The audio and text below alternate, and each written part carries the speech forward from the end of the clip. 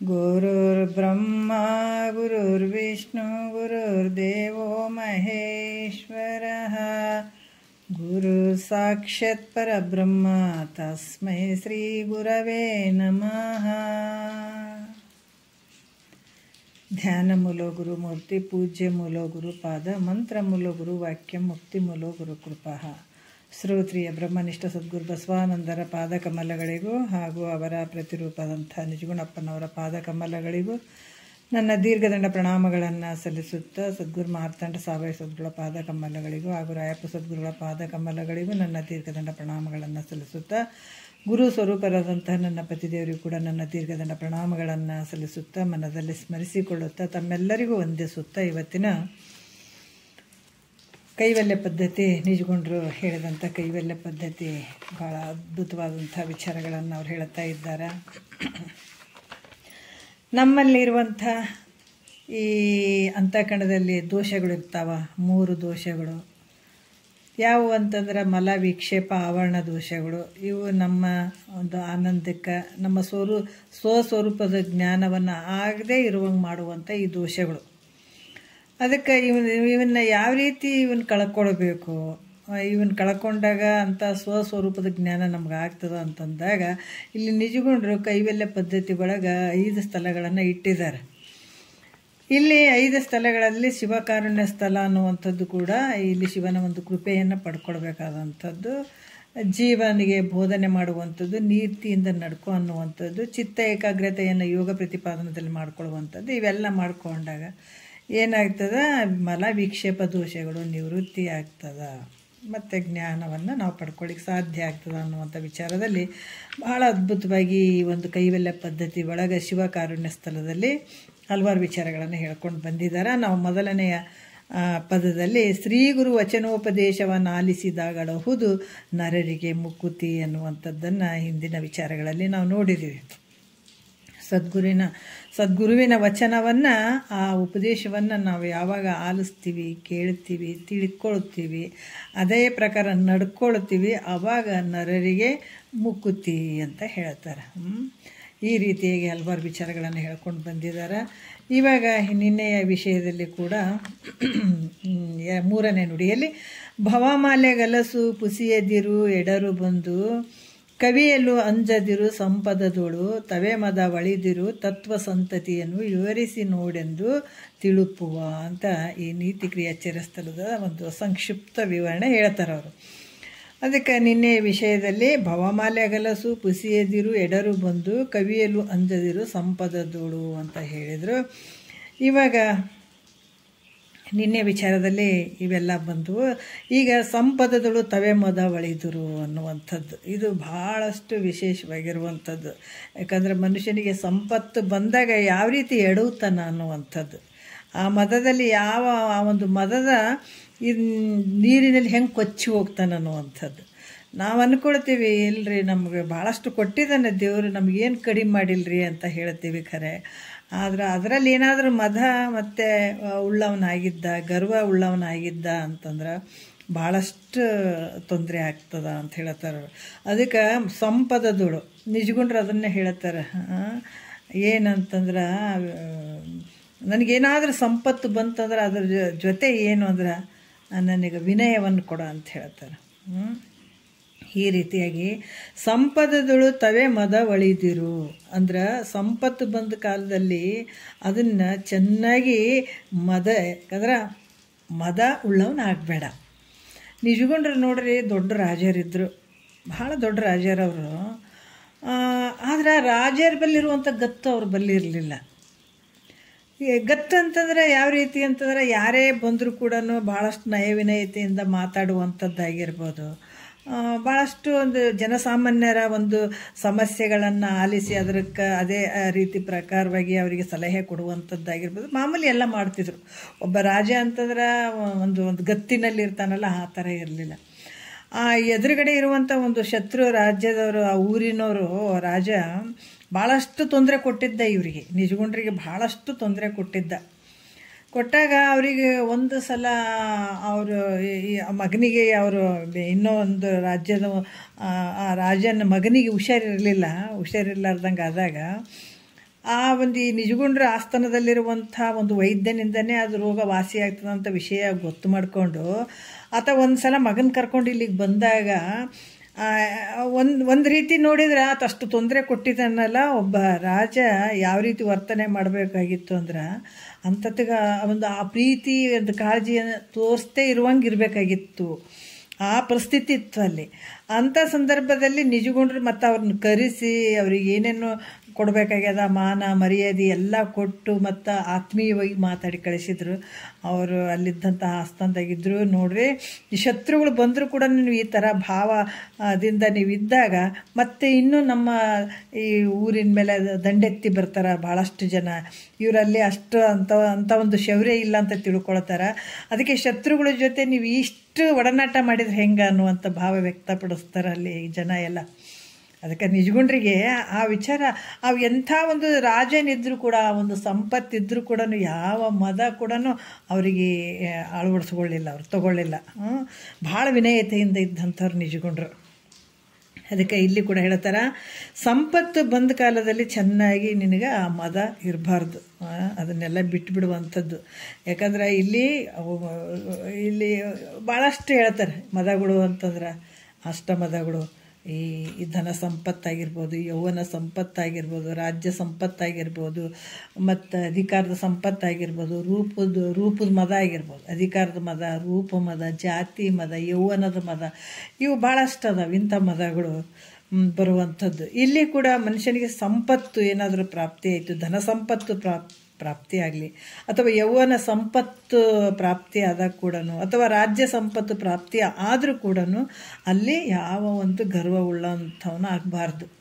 ಅದರ ಜೊತೆ ವಿನಯವನ್ನು ಕಾಪಾಡ್ಕೊಳ್ಬೇಕಂತಾರೆ. ಬೇಕಾದಷ್ಟು ದುಡ್ಡು ಬರಲಿ, ಬೇಕಾದಷ್ಟು ಸಂಪತ್ತು ಬರಲಿ, ಅದನ್ನು ಯಾವ ರೀತಿ ನೋಡ್ಬೇಕಂತಂದಾಗ ಅವು ನಿನ್ನನ್ನು ದಾರಿ ತಪ್ಪಿಸ್ಲಿಕ್ಕೆ ಬಂದಿದ್ದಾವ ಅಂತ ಅಂದ್ಕೊಳ್ತಾರೆ ಮಹಾತ್ಮರು. ಅದನ್ನು ಬಯಸಂಗಿಲ್ಲ, ಆದ್ರೆ ಬಯಸ್ತೇನೂ ಬರ್ತದೆ. ಬಾರದು ಬಪ್ಪದು ತಪ್ಪದು ಅಂತಂದ್ರೆ ನಾವು ಎಷ್ಟು ಬೇಡ ಅಂದ್ರೂ ಕೂಡ ಬರೋದಿದ್ರೆ ಬಂದೇ ಬರ್ತದೆ. ಆದರೆ ಆ ಸಂಪತ್ತೇನು ಬಂದಿರ್ತದಲ್ಲ ಅಲ್ಲಿ ವಿನಯ ಕೊಡು ಅನ್ನುವಂಥದ್ದು, ವಿನಯವನ್ನು ಅವರು ತಗೊಳ್ಳುವಂಥದ್ದು.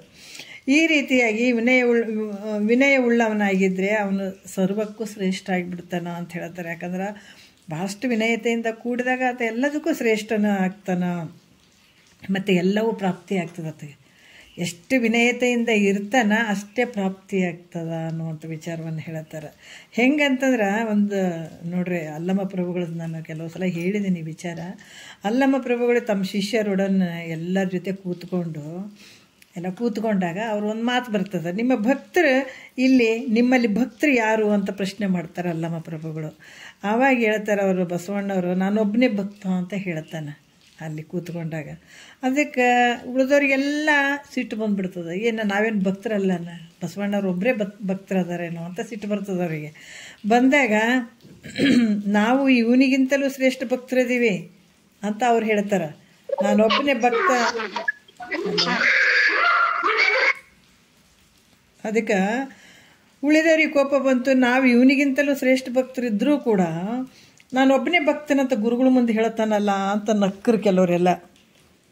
ನಾವೇನು ಇದಕ್ಕಿಂತ ಭಾಳ ಶ್ರೇಷ್ಠವಾದಂಥ ಭಕ್ತರೇ ಇದ್ದೀವಿ, ಆದರೆ ಈತ ಮಾತ್ರ ನಾನೊಬ್ಬನೇ ಭಕ್ತನದೇನೆ ಅಂತ ಹೇಳ್ತಾನಲ್ಲ ಅಂತಂದ ಗುರುಗಳು ಅಂತಾರ. ಹೌದಪ್ಪ, ನಾನೊಬ್ಬನೇ ಭಕ್ತ ಅಂತ ಹೇಳ್ತೀಯಲ್ಲ, ಉಳಿದವರೆಲ್ಲ ಏನು ಅಂತ ಕೇಳಿದ್ರು ಅವರು. ಅವಾಗಂದ್ರು ಅಲ್ಲಮ್ಮರು ಕೇಳಿದಂಥ ಪ್ರಶ್ನೆಗೆ ಬಸವಣ್ಣವ್ರು ಹೇಳ್ತಾರೆ, ಉಳಿದಂಥವ್ರೆಲ್ಲರೂ ನನ್ನ ಗುರು ಸ್ವರೂಪದಾರ ಅಂದ್ರೆ ಅವರು. ಎಂಥ ಒಂದು ವಿನಯತೆ ನೋಡ್ರಿ. ನಮ್ಗೆ ಯಾರಾದರೂ ಏನಾದರೂ ಭಾರಿ ದೊಡ್ಡವ್ರ ಅನ್ಸ್ಕೊಳ್ಬೇಕು, ಪಂಡಿತರು ಅನ್ಸ್ಕೊಳ್ಬೇಕು, ಮಹಾತ್ಮರು ಅಂತ ಅನ್ಸ್ಕೊಳ್ಬೇಕಂತೀವಿ ನಾವು. ಮಹಾತ್ಮರು ಹೇಳ್ತಾರೆ, ಇವರು ಬಸವಣ್ಣವ್ರು ಹೇಳ್ತಾರೆ, ಇಲ್ಲ ನಾನೊಬ್ಬನೇ ಭಕ್ತ ಅದೀನಪ್ಪ, ಉಳಿದವರೆಲ್ಲ ನನ್ನ ಗುರು ಸ್ವರೂಪನೇ ಅದಾರ ಅಂತ ಹೇಳಿದ್ರಂತ. ಆದ್ದರಿಂದ ನಾನೊಬ್ಬನೇ ಭಕ್ತನಂತ ಹೇಳಿದ್ರು ಅವರು.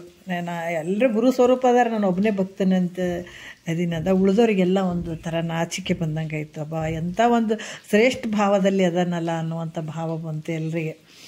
ಅದಕ್ಕೆ ಎಲ್ಲರಿಗಿಂತ ಶ್ರೇಷ್ಠ ಆಗಿದ್ರು ಕೂಡ ಬಸವಣ್ಣವರು ನಾನು ಶ್ರೇಷ್ಠ ಅಂತ ಗರ್ವ ಇತ್ತಿ ಅನ್ನೋರ ಹತ್ರ ಅಂತಂದರೆ ಇರಲಿಲ್ಲ. ಅದಕ್ಕೆ ಇವರು ಜಗತ್ತಿಗೆ ದೊಡ್ಡವರಾದರು ಮತ್ತು ಎಲ್ಲ ಶ್ರೇಷ್ಠತ್ವವನ್ನು ಪಡೆದರು, ಎಲ್ಲವನ್ನು ಪಡೆದಂಥವರು ಬಸವಣ್ಣವರು. ಅದರಿಂದ ಮನುಷ್ಯ ಏನಾದ್ರೆ ಒಂದು ಮದದಿಂದ ಕೂಡಿದ್ದಾದ್ರೆ ಅವನ ಜಗತ್ತಿನಲ್ಲಿ ಭಾಳಷ್ಟು ಕನಿಷ್ಠಕ್ಕೆ ಬರ್ತಾನೆ. ತೋರ್ದಂಗೆ ಆಗ್ತದೆ ಖರೆ, ಆದರೆ ಅದು ಭಾಳ ಕನಿಷ್ಠಕ್ಕೆ ತೊಗೊಂಡು ಹೋಗ್ತದೆ. ಅದಕ್ಕೆ ವಿನಯದಿಂದ ಕೂಡಿದ್ರೆ ಆತ ಭಾಳ ಶ್ರೇಷ್ಠ ಅನಿಸ್ಕೊಳತ್ತಾನೆ. ಅದಕ್ಕೆ ಮತ್ತು ಸರ್ವರಿಂದಲೂ ಪೂಜೆಗೊಳ್ತಾನೆ. ಏನಂದ್ರೆ ಭಾಳ ವಿನಯತೆಯಿಂದ ಇದ್ದಾಗ ನೋಡ್ರಿ, ಯಾವುದೇ ಒಂದು ಏನೇ ಇದ್ದರೂ ಕೂಡ ಭಾಳಷ್ಟು ವಿನಯತೆಯಿಂದ ಇದ್ದಾಗ ಆತ ಎಲ್ಲರಿಂದನೂ ಪೂಜೆಗೊಳ್ತಾನೆ ಅನ್ನುವಂಥದ್ದು. ಹೇಗಂತಂದ್ರೆ ಮತ್ತು ಒಂದು ಉದಾಹರಣೆ ಕೊಡ್ತಾರೆ ಅವರು. ಈಗ ಅಡವಿಯಲ್ಲಿ ಬಿದಿರಿನ ಒಂದು ಗಿಡ ಬೆಳೆದಿರ್ತಾವೆ ನೋಡ್ರಿ, ಬಿದಿರಿನ ಗಡ್ಡಿ ಬೆಳೆದಿರ್ತದೆ. ಅದರಲ್ಲಿ 2 ಬಿದಿರುಗಳು ಇರ್ತಾವೆ, 2 ಬಿದಿರುಗಳು. ಅದರಲ್ಲಿ ಒಂದು ನೆಟ್ಟಿಗೆ ಬೆಳೆದಿತ್ತು, ಅದರಲ್ಲಿ 2 ಬಿದಿರುಗಳಿದ್ದವು. ಒಂದು ನೆಟ್ಟಿಗೆ ಬೆಳೆದಿತ್ತು, ಇನ್ನೊಂದು ಏನಂದ್ರೆ ಸ್ವಲ್ಪ ಬಾಗಿ ಡೊಂಕಾಗಿ ಬೆಳೆದಿತ್ತು. ಆ ಮಾರ್ಗದಲ್ಲಿ ಕೆಲವರು ಹೋಗ್ತಾ ಇದ್ದರು. ಜನರು ನೋಡಿ, ಅಯ್ಯೋ ಇದು ಎಷ್ಟು, ಯಾಕಂದರೆ ಹೆಚ್ಚಾಗಿ ನೆಟ್ಟಗೆ ಬೆಳೀತದೆ ಬಿದಿರಿನ ಕಟ್ಟಿಗೆ. ಅದು ಗಿಡ ಬೆಳಿಬೇಕಾದ್ರೆ ನೆಟ್ಟಗೆ ಬೆಳೀತದೆ. ಅದು ಒಂದು ಡೊಂಕಾಗಿ ಬೆಳೆದಿತ್ತು. ಆವಾಗ ಏನಂದ್ರು ಜನ ಅಂದರು, ಅಯ್ಯೋ ಹೆಚ್ಚಾಗಿ ನೆಟ್ಟಿಗೆ ಬೆಳೆದಿರ್ತಾವ, ಇದು ಡೊಂಕಾಗಿ ಬೆಳೆದದಲ್ಲ, ಅದರಿಂದ ಭಾಳ ಉತ್ತಮ ಐತಿದು. ಅದಕ್ಕೆ ಇದು ದೇವ್ರ ಪಲ್ಲಕ್ಕಿಗೆ ಬರ್ತದಂತ ಅದನ್ನು ತೊಗೊಂಡು ಹೋಗ್ಬಿಟ್ರು ನೋಡ್ರಿ. ಅದನ್ನು ತೊಗೊಂಡು ಹೋದ್ರು. ಆಮೇಲೆ ಒಂದು ದಿವಸ ಈ ಡೊಂಬರಾಟ ಆಡಿಸ್ತಾರಲ್ಲ, ಅವ್ರಿಗೂ ಒಂದು ಬಿದಿರಿಂದ ಕೋಲ್ ಬೇಕಾಗಿರ್ತದೆ. ಅವರು ಬಂದಕ್ಕೆ ನೆಟ್ಟಿಗೆ ಬೆಳೆದಿತ್ತಲ್ಲ, ಅದನ್ನು ತೊಗೊಂಡು ನಮಗಿದು ಆಟ ಆಡೋಕ್ಕೆ ಬರ್ತದೆ ಅಂತೇಳ್ಬಿಟ್ಟು ಅವ್ರು ತೊಗೊಂಡು ಹೋದ್ರು. ಚೆನ್ನಾಗಿರ್ತದಂತ ಅವ್ರು ಕಡ್ಕೊಂಡು ಹೋದರು. 2 ಬಿದಿರು ಒಂದೇ ಕಡೆ ಬೆಳೆದದ ನೋಡ್ರಿ. 2 ಆ ಬಿದಿರು ಒಂದೇ ಗಡ್ಡೆಯಲ್ಲಿ ಬೆಳೆದಂಥದ್ದು. ಒಂದು ಅಹಂಕಾರದಿಂದ ನೆಟ್ಟಿಗೆ ಬೆಳೆದುಕೊಂಡಿರುವಂಥದ್ದು, ಒಂದು ಅದು ಡೊಂಬ್ರನಿಗೆ ತೊಗೊಂಡು ಹೋದ ಅದನ್ನು. ಆದ್ರೆ ಅವನು ಕಾಲಿನಿಂದ ಒದಿಸ್ಕೊಂಡು ಅದು ನಾನಾ ರೀತಿಯಿಂದ ಅದು ಆಟ ಆಡೋಕ್ಕೆ ಬಳಸ್ಕೊಂಡ್ರು ಅವರು. ಮತ್ತೊಂದು ವಿನಯದಿಂದ ಬಾಗಿ ಬೆಳೆದಿತ್ತಲ್ಲ, ಅದನ್ನು ದೇವ್ರ ಪಲ್ಲಕ್ಕಿ ದಂಡಿಗಾಗಿ ಎಲ್ಲರೂ ಅದನ್ನು ಹೆಗಲ ಮೇಲೆ ಹೊತ್ಕೊಂಡು ಅದನ್ನು ಮೆರೆಸ್ಲಿಕ್ಕೆ ಪ್ರಯತ್ನ ಮಾಡಿದ್ರು, ಅಂದರೆ ಪ್ರಾರಂಭ ಮಾಡಿದರು. ಅದಕ್ಕೆ ದೇವರಿಗೆ ಸಹ ಹಾಕದೇ ಇದ್ದಂಥ ಬೆಳ್ಳಿ ಬಂಗಾರಗಳು ನಾವು ಈಗ ಪಲ್ಲಕ್ಕಿ ಅಂತಂದಾಗ ಮತ್ತು ಹಿಂದೆ ಮುಂದೆ ಹಾರ ಹಾಕ್ತಾರೆ, ಏನೇನೋ ಸಾಮಾನುಗಳು ಹಾಕ್ತಾರೆ, ನಾನಾ ರೀತಿಯಿಂದ ಹಾಕಿ ಮೆರವಣಿಗೆ ಮಾಡ್ತಾರೆ. ಆ ರೀತಿಯಾಗಿ ಇಲ್ಲಿ ಕೂಡ ಅದು ಹಾಕಿಸಿಕೊಂಡು ಆ ಒಂದು ವಿನಯತೆಯಿಂದ ಕೂಡಿದಂತಹ ಆ ಒಂದು ಬಿದಿರಿನ ಕಟ್ಟಿಗೆ ಏನದ ಅದು ಪೂಜೆ ಮಾಡಿಸ್ಕೊಳ್ಳೋಕ್ಕತ್ತು. ಅದೇ ರೀತಿಯಾಗಿ ನೆಟ್ಟಗಿನ ಬಿದಿರು ಅಹಂಕಾರದಿಂದ ಕೂಡಿರುವಂಥ ಕಾರಣ ಆತ ಡೊಂಬರಾಟದಿಂದ ಅದು ನಾನಾ ರೀತಿ ಅದು ಒದಿಸಿಕೊಳ್ಳೋಕೆ ಶುರು ಆಯಿತು. ಮತ್ತು ಕತ್ತಿ ಮೇಲೆ ಕೂತ್ಕೊಂಡು ಅದನ್ನು ಏನು ಆಟ ಮಾಡೋದಕ್ಕೆ ಅದಕ್ಕೆ ಎಲ್ಲ ತೋರ್ಸಕತ್ತಿದ್ರು. ಇದಕ್ಕೆ ಈ ರೀತಿ ಹೇಳೋದ ಕಾರಣಪ್ಪ, ಈ ವಿಷಯಗಳು ಯಾಕೆ ಹೇಳ್ತಾರಂತಂದರೆ, ಸಂಪತ್ತು ಬಂದ ಕಾಲದಲ್ಲಿ ವಿನಯದಿಂದ ಕೂಡಿರ್ತಾನೋ ಅವನು ಎಲ್ಲರಿಗಿಂತ ಶ್ರೇಷ್ಠ ಆಗಿಬಿಡ್ತಾನ, ಮತ್ತು ಎಲ್ಲರಿಂದ ಪೂಜೆಗೊಳ್ಳಿಕ್ಕೆ ಯೋಗ್ಯನಾಗ್ತಾನತ್ತ. ಭಾಳ ವಿನಯತೆಯಿಂದ ಇರುವಂಥದ್ದು. ಈಗ ನಾವು ಕೆಲವೊಂದು ಹೇಳ್ತಾರೆ, ಈ ಕಾಡು ಕಲ್ಲುಗಳು ಇರ್ತಾವ. ಒಂದು ಕಲ್ಲನ್ನು ನೋಡೋಕ್ಕೆ ಹೋದಾಗ ಕೆಲವು ನಮಗೆ ಬೇಡ ನಿಮಗೆ ಬೇಡ ಅಂದುವಂಥ ಶಿಲ್ಪಿಗೆ. ಆಮೇಲೆ ಅವನು ಇಲ್ಲ ಇವೆಲ್ಲ ಯಾವ ಯೋಗ್ಯ ಇಲ್ಲ ಅಂತ ಬಿಟ್ಟು ಇನ್ನೊಂದು ಕಲ್ಲನ್ನು ಆರಿಸ್ಕೊಂಡಗಳನ್ನೇ ಅವೆಲ್ಲ ನಕ್ಕುವಂಥ ಬೇರೆ ಕಲ್ಲುಗಳು. ಏನಂತಂದ್ರೆ ನೋಡು ಅದು ಏನು ಪ್ರತಿಭಟನೆ ಮಾಡಲೇ ಇಲ್ಲ, ಸುಮ್ಮನೆ ಇತ್ತು. ಅದನ್ನು ಆರಿಸ್ಕೊಂಡ ಶಿಲ್ಪಿ, ನಾವು ಬೇಡ ಬೇಡ ಅಂದಿವಿ, ನಮ್ಮ ಹತ್ರ ಬರಲಿಲ್ಲ ನೋಡಿ ಹೆಂಗಂತ ಅವು ನಗಕತ್ತಿದ್ವು. ಈತ ಸುಮ್ಮನೆ ಇದ್ದ, ಇದು ಒಂದು ಕಲ್ಲು ಸುಮ್ಮನೆ ಇತ್ತು, ಅದನ್ನು ತೊಗೊಂಡೋಗಿ ಚೆನ್ನಾಗಿ ಕೆತ್ತಿದ, ಕಟ್ಟದ ಅದಕ್ಕೆ ಏನೇ ನೋವಿದ್ರು ಏನೇ ಇದ್ರೂ ಕೂಡ ಅದು ಸುಮ್ಮನೆ ಸಹನೆಯಿಂದ ಶಾಂತಿಯಿಂದ ವಿನಯತೆಯಿಂದ ಕೂತ್ಕೊಂಡು ಒಂದು ಮೂರ್ತಿಯನ್ನು ಮಾಡಿದ, ಅದನ್ನು ಪ್ರತಿಷ್ಠಾಪನೆ ಮಾಡಿದ ಮೇಲೆ ಮತ್ತು ಆ ಗುಡಿಗೆಲ್ಲ ಕಲ್ಲುಗಳು ಬೇಕಾಗಿದ್ವು, ಇನ್ನೂ ಸ್ವಲ್ಪ ಕಲ್ಲುಗಳು ಬೇಕಾಗಿದ್ವು. ಏನು ನಗ್ತಾ ಇದ್ವಲ್ಲ ಆ ಕಲ್ಲುಗಳನ್ನು ತಂದು ಅವನನ್ನು ಕಟ್ಟಿದ್ಬಿಟ್ಟು ಅವಕ್ಕೆ ಮೆಟ್ಟಲುಗಳನ್ನು ಮಾಡಿದ. ಇದೇನು ವಿನಯತೆಯಿಂದ ಕೂಡಿತ್ತು, ಎಲ್ಲವನ್ನು ಸಹಿಸಿಕೊಂಡು ಸುಮ್ಮನೆ ಒಂದು ವಿನಯತೆಯಿಂದ ಅದೇನು ಕೂತಿತ್ತಲ್ಲ ಆ ಕಲ್ಲು ಮೂರ್ತಿಯಾಗಿ ಸಕಲ ಜನರಿಂದ ಅದು ಪೂಜೆ ಮಾಡಿಸಿಕೊಳ್ಳಿಕ್ಕೆ ಯೋಗ್ಯತೆಯನ್ನು ಪಡೀತು. ಎಲ್ಲರಿಂದ ಅದು ಪೂಜೆ ಮಾಡಿಸ್ಕೊಳ್ಳೋಂಥದ್ದಾಯಿತು ಅದು ಮೂರ್ತಿ. ಆದರೆ ಇವೇನು ಅಹಂಕಾರ ಪಟ್ಕೊಂಡು ಇವೇನು ನಕ್ಕಾಡಿದ್ವಲ್ಲ ಅವೆಲ್ಲ ಎಲ್ಲರೂ ತುಳಿದು ಹೋಗುವಂಥ ಒಂದು ಮೆಟ್ಲುಗಳಾಗಿಬಿಟ್ವು ಅಂತ ಈ ರೀತಿ ಕೂಡ ಹೇಳ್ತಾರೆ. ಅದಕ್ಕೆ ಗರ್ವ ಅನ್ನುವಂಥದ್ದು ಒಂದಲ್ದು ಒಂದು ಸಲ ಅದನ್ನು ತಗ್ಗಿ ಹಾಕೋದೇ ಅದು. ಆ ರೀತಿ ಗರ್ವವನ್ನು ಪಡಿಬೇಡಪ್ಪ. ಸಂಪತ್ತು ಬಂದಾಗ ಗರ್ವದಿಂದ ಇರಬೇಡ. ಅದರಿಂದ ಏನಾಗ್ತದ, ಮನುಷ್ಯನಿಗೆ ಅಹಂಕಾರಿ ಆಗಬಾರ್ದು. ಇದರಿಂದ ಬಹಳಷ್ಟು ಅನರ್ಥ ಆಗ್ತದೆ ನಿನಗೆ. ಅದು ನಿನ್ನನ್ನೇ ನಾಶ ಮಾಡ್ತದೆ. ಅದು ನಿನ್ನಲ್ಲಿರುವಂಥ ಸದ್ಗುಣಗಳನ್ನು ನಾಶ ಮಾಡ್ತದೆ. ಅಹಂಕಾರ ಯಾಕೆ ಇರಬಾರ್ದಂತಾರಂದ್ರೆ ನಿನ್ನ ಆನಂದಕ್ಕೆ ಹೋಗುವಂಥದ್ದು, ನಿನಗೇನೇನು ಮುಂದೆ ಒಳ್ಳೊಳ್ಳೆದು ಸಿಗಬೇಕಾಗಿದೆ ಅದೆಲ್ಲ ನಾಶ ಮಾಡ್ತದೆ. ಮತ್ತು ಸದ್ಗುಣಗಳು ಹೋಗ್ಬಿಡ್ತಾವೆ ನಿನ್ನಲ್ಲಿ. ಆ ಸದ್ಗುಣಗಳ ಸಂಪತ್ತು ಬರಬೇಕಂದ್ರೆ ಸುಮ್ಮನೆ ಅಲ್ಲ ಅದು.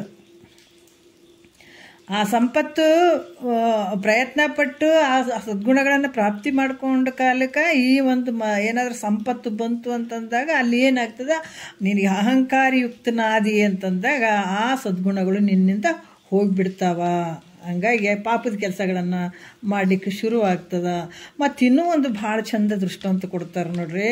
ಮಹಾಮೇರು ಪರ್ವತವನ್ನು ನೋಡಿ, ಒಂದು ಸಲ ಮಹಾಮೇರು ಪರ್ವತ, ದೊಡ್ಡ ಪರ್ವತ ಅದು. ಅದನ್ನು ನೋಡಿ ಇದು ಏನು ಮಾಡ್ತೀವಿ, ವಿಂಧ್ಯ ಪರ್ವತ ಅನ್ನುವಂಥದ್ದು ನಾನು ಬೆಳಿಬೇಕು, ಅದು ಅಷ್ಟು ದೊಡ್ಡದಾಗಿ ಬೆಳೆದ, ಅಷ್ಟು ದೊಡ್ಡ ಪ್ರಮಾಣದಾಗಿ ಬೆಳೆದಂದ್ರೆ ನಾನು ಅದರಷ್ಟೇ ಬೆಳಿಬೇಕು ಅಂತನ್ನುವಂಥ ಭಾವ ಬಂತದಕ್ಕೆ. ನಾನೇನು ಕಡಿಮೆ ಅಂತ ಅದು ಬೆಳಿಲಿಕ್ಕೆ ಶುರುವಾಗಿಬಿಡ್ತಂತ ನೋಡ್ರಿ. ವಿಂಧ್ಯ ಪರ್ವತ ಆಕಾಶದವರೆಗೆ ಬೆಳೆದು ಬಿಡ್ತಂತ ವಿಂಧ್ಯ ಪರ್ವತ. ಮಹಾಮೇರು ಪರ್ವತವನ್ನು ನೋಡಿ ವಿಂಧ್ಯ ಪರ್ವತ ನಾನೇನು ಕಡಿಮೆ ಇದ್ದೀನಿ ಅಂತ ಅದನ್ನು ಅಲ್ಲಿ ತನಕ ಬೆಳೀತು. ಅದು ಏನಾಯಿತು, ಆಕಾಶದವರೆಗೆ ವಿಂಧ್ಯ ಪರ್ವತ ಬೆಳೆದದಕ್ಕಾಗಿ ಸೂರ್ಯನಿಗೆ ಅಡ್ಡಾಯ್ತದು. ಅಡ್ಡಾಗಿಬಿಟ್ಟಾಗ ಜಗತ್ತಿನ ಜನರಿಗೆ ಕತ್ತಲೆ ಆಗಿಬಿಡ್ತು. ಕತ್ತಲಾದಾಗ ಇನ್ನೇನು ಮಾಡ್ತಾರೆ ಹೇಳ್ರಿ, ಯಜ್ಞ ಯಾಗಾದಿ ಕರ್ಮಗಳು ಎಲ್ಲವೂ ನಿಂತುಬಿಟ್ಟು ಆಗ ದೇವತೆಗಳು ಎಲ್ಲರೂ ಕೂಡಿ ಮತ್ತು ಈ ಗುರುಗಳಾದಂಥ ಅಗಸ್ತ್ಯ ಮುನಿಗಳಿಗೆ ತಿಳಿಸಿದರು. ಹೋಗಿ ಏನು ಮಾಡಿದ್ರು, ಎಲ್ಲ ದೇವತೆಗಳೆಲ್ಲರೂ ಕೂಡಿ ತಮ್ಮ ಗುರುಗಳಾದ ಅಗಸ್ತ್ಯ ಮುನಿಗಳಿಗೆ ಎಲ್ಲ ತಿಳಿಸಿದರು. ಋಷಿಗಳು ಅಲ್ಲಿಗೆ ಬಂದರು. ಎಲ್ಲ ಋಷಿಗಳೂ ಅಲ್ಲಿಗೆ ಬಂದರು. ಗುರುಗಳು ಬಂದದ್ದನ್ನು ನೋಡಿ ವಿಂಧ್ಯ ಏನು ಮಾಡಿದ, ಗುರುಗಳು ಅಗಸ್ತ್ಯ ಮುನಿಗಳು ಮತ್ತು ಋಷಿಗಳು ಎಲ್ಲ ಸೇರಿಕೊಂಡು ವಿಂಧ್ಯ ಪರ್ವತನ ಹತ್ರ ಬಂದರು. ಬಂದಾಗ ಆತ ಏನು ಮಾಡಿದ, ಸಾಷ್ಟಾಂಗ ನಮಸ್ಕಾರ ಮಾಡಿದ. ಯಾರು, ವಿಂಧ್ಯ ಪರ್ವತ. ಅದೇನು ಮಾಡಿತು, ಪ್ರಣಾಮಗಳು, ಯಾಕಂದರೆ ಸಾಷ್ಟಾಂಗ ಪ್ರಣಾಮವನ್ನೇ ಮಾಡ್ತದು. ಮಾಡಿದಾಗ ಆ ಗುರುಗಳು ಹೇಳ್ತಾರ, ಏನು ನೀನೀಗ ನಮಸ್ಕಾರ ಆಶೀರ್ವಾದ ಮಾಡ್ತಾರಿಲ್ಲ, ಹಂಗೆ ಸಾಷ್ಟಾಂಗ ನಮಸ್ಕಾರ ಮಾಡಿತು ಗುರುವಿಗೆ. ಅದು ವಿಂಧ್ಯ ಪರ್ವತ ಸಾಷ್ಟಾಂಗ ನಮಸ್ಕಾರ ಮಾಡ್ದ.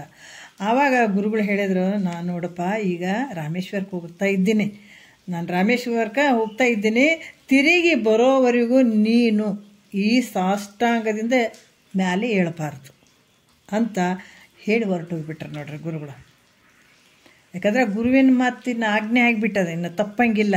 ಗುರು ಹೇಳಿದ್ರೆ ನಾನು ರಾಮೇಶ್ವರದಿಂದ ಬರೋವರೆಗೂ ನೀನು ಇಷ್ಟೇ ಸಾಷ್ಟಾಂಗ ನಮಸ್ಕಾರದಲ್ಲೇ ಇರಬೇಕು, ಹೇಳ್ಕೂಡ್ದು ಅಂತ ಹೇಳಿದರು. ಪುನಃ ಅವರು ಆ ದಾರಿಗೆ ಬರಲೇ ಇಲ್ಲ, ತಿರುಗಿ ಬರಲೇ ಇಲ್ಲ. ಅವರು ಒಂದು ನದಿ ದಂಡೆ ಮೇಲೆ ಒಂದು ಲಿಂಗ ಸ್ಥಾಪಿಸಿ ಅಲ್ಲೇ ಇರುವಂಥವ್ರಾದರು. ಇತ್ತ ಕಡೆ ಅವರು ವಿಂಧ್ಯ ಬಿದ್ದು ಬಿಡುವಂಥವನಾದ ಒಂದು ಈ ಕಡೆ ಏನಾದ ಆ ವಿಂಧ್ಯ ಪರ್ವತ ಸಾಷ್ಟಾಂಗ ನಮಸ್ಕಾರ ಮಾಡಿ ಅಲ್ಲೇ ಬೀಳಂಗಾಯಿತು. ಅದಕ್ಕೆ ಇದರದ ಉದ್ದೇಶ, ಇದರ ತಾತ್ಪರ್ಯ ಏನು ಅಂತಂದ್ರೆ, ಮನುಷ್ಯ ಅಹಂಕಾರಿ ಆಗುವಂಥದ್ದು ಯೋಗ್ಯ ಅಲ್ಲ, ಅಹಂಕಾರಿ ಆಗಬಾರ್ದು. ಯಾಕಂದ್ರೆ ಭಾಳಷ್ಟು ಅನರ್ಥ ಆಗ್ತದೆ, ಅದರಿಂದ ಭಾಳಷ್ಟು ಅನರ್ಥ ಆಗ್ತದೆ. ಅದಕ್ಕಿದ್ದಂಥ ಒಂದು ಸದ್ಗುಣಗಳನ್ನು ಕಳ್ಕೊಂಡು ಬಿಡುವಂಥದ್ದು, ಪಾಪದ ಕೆಲಸಗಳಾಗುವಂಥದ್ದು, ಭಾಳಷ್ಟು ಅನರ್ಥಗಳು ಅಲ್ಲಿ ನಡೀತಾವೆ. ಅದರಿಂದ ಅಹಂಕಾರಿಯಾಗದೆ ವಿನಯ ಉಳ್ಳಂಥವನಾಗಪ್ಪ ಅಂತ ಹೇಳ್ತಾರೆ. ಅದಕ್ಕೆ ಹೇಳ್ತಾರೆ, ಏನು ಎಡರಡಿಸಿದ ವೇಳೆಯಳು ಧೈರ್ಯವನು, ಸಿರಿ ಒಡೆದು ಜೀವಿಸುವ ಎಡೆಯಳು ವಿನಯವನು. ಮಹಾತ್ಮರು ಎಷ್ಟು ಚಂದ ಕೇಳ್ತಾರೆ ನೋಡ್ರಿ. ನಾವೇನು ಕೇಳ್ತೀವಿ ದೇವ್ರ ಹತ್ರ, ನಮ್ಗೆ ಕೇಳೋಕೆ ಅಂದ್ರೆ ನಾವು ಬೇರೆ ಬೇರೆ ಕೇಳ್ತೀವಿ. ಅವ್ರ ಮಹಾತ್ಮರು ಹೆಂಗೆ ಕೇಳ್ತಾರೆ, ಎಷ್ಟು ಅದ್ಭುತವಾಗಿ, ಎಡರಡಿಸಿದ ವೇಳೆಯಳು ಧೈರ್ಯವನ್ನು ಅಂತ ಹೇಳ್ತಾರೆ ಅವರು. ಬೇಡುವೆನೋ ಅಭಾವ ನಿಮ್ಮನ್ನು ಭವದೊಳಗೆ ಮಾಡ್ಯಾನ ಒಲಿದು ಸುಗುಣ ಸಂತತಿಯೇ ನಿಂತು, ನನಗಿಂತ ಸದ್ಗುಣಗಳನ್ನು ಕೊಡಪ್ಪ. ನಾವು ಇವತ್ತು ಯಾವತ್ತಾದ್ರೂ ಕೇಳಿವೇನೋ, ದೇವ್ರ ಹತ್ರ ಕೇಳಿವೆ, ಗುರುಗಳ ಹತ್ರ ಕೇಳಿವೆ ಅಂದರೆ ಇಲ್ಲ.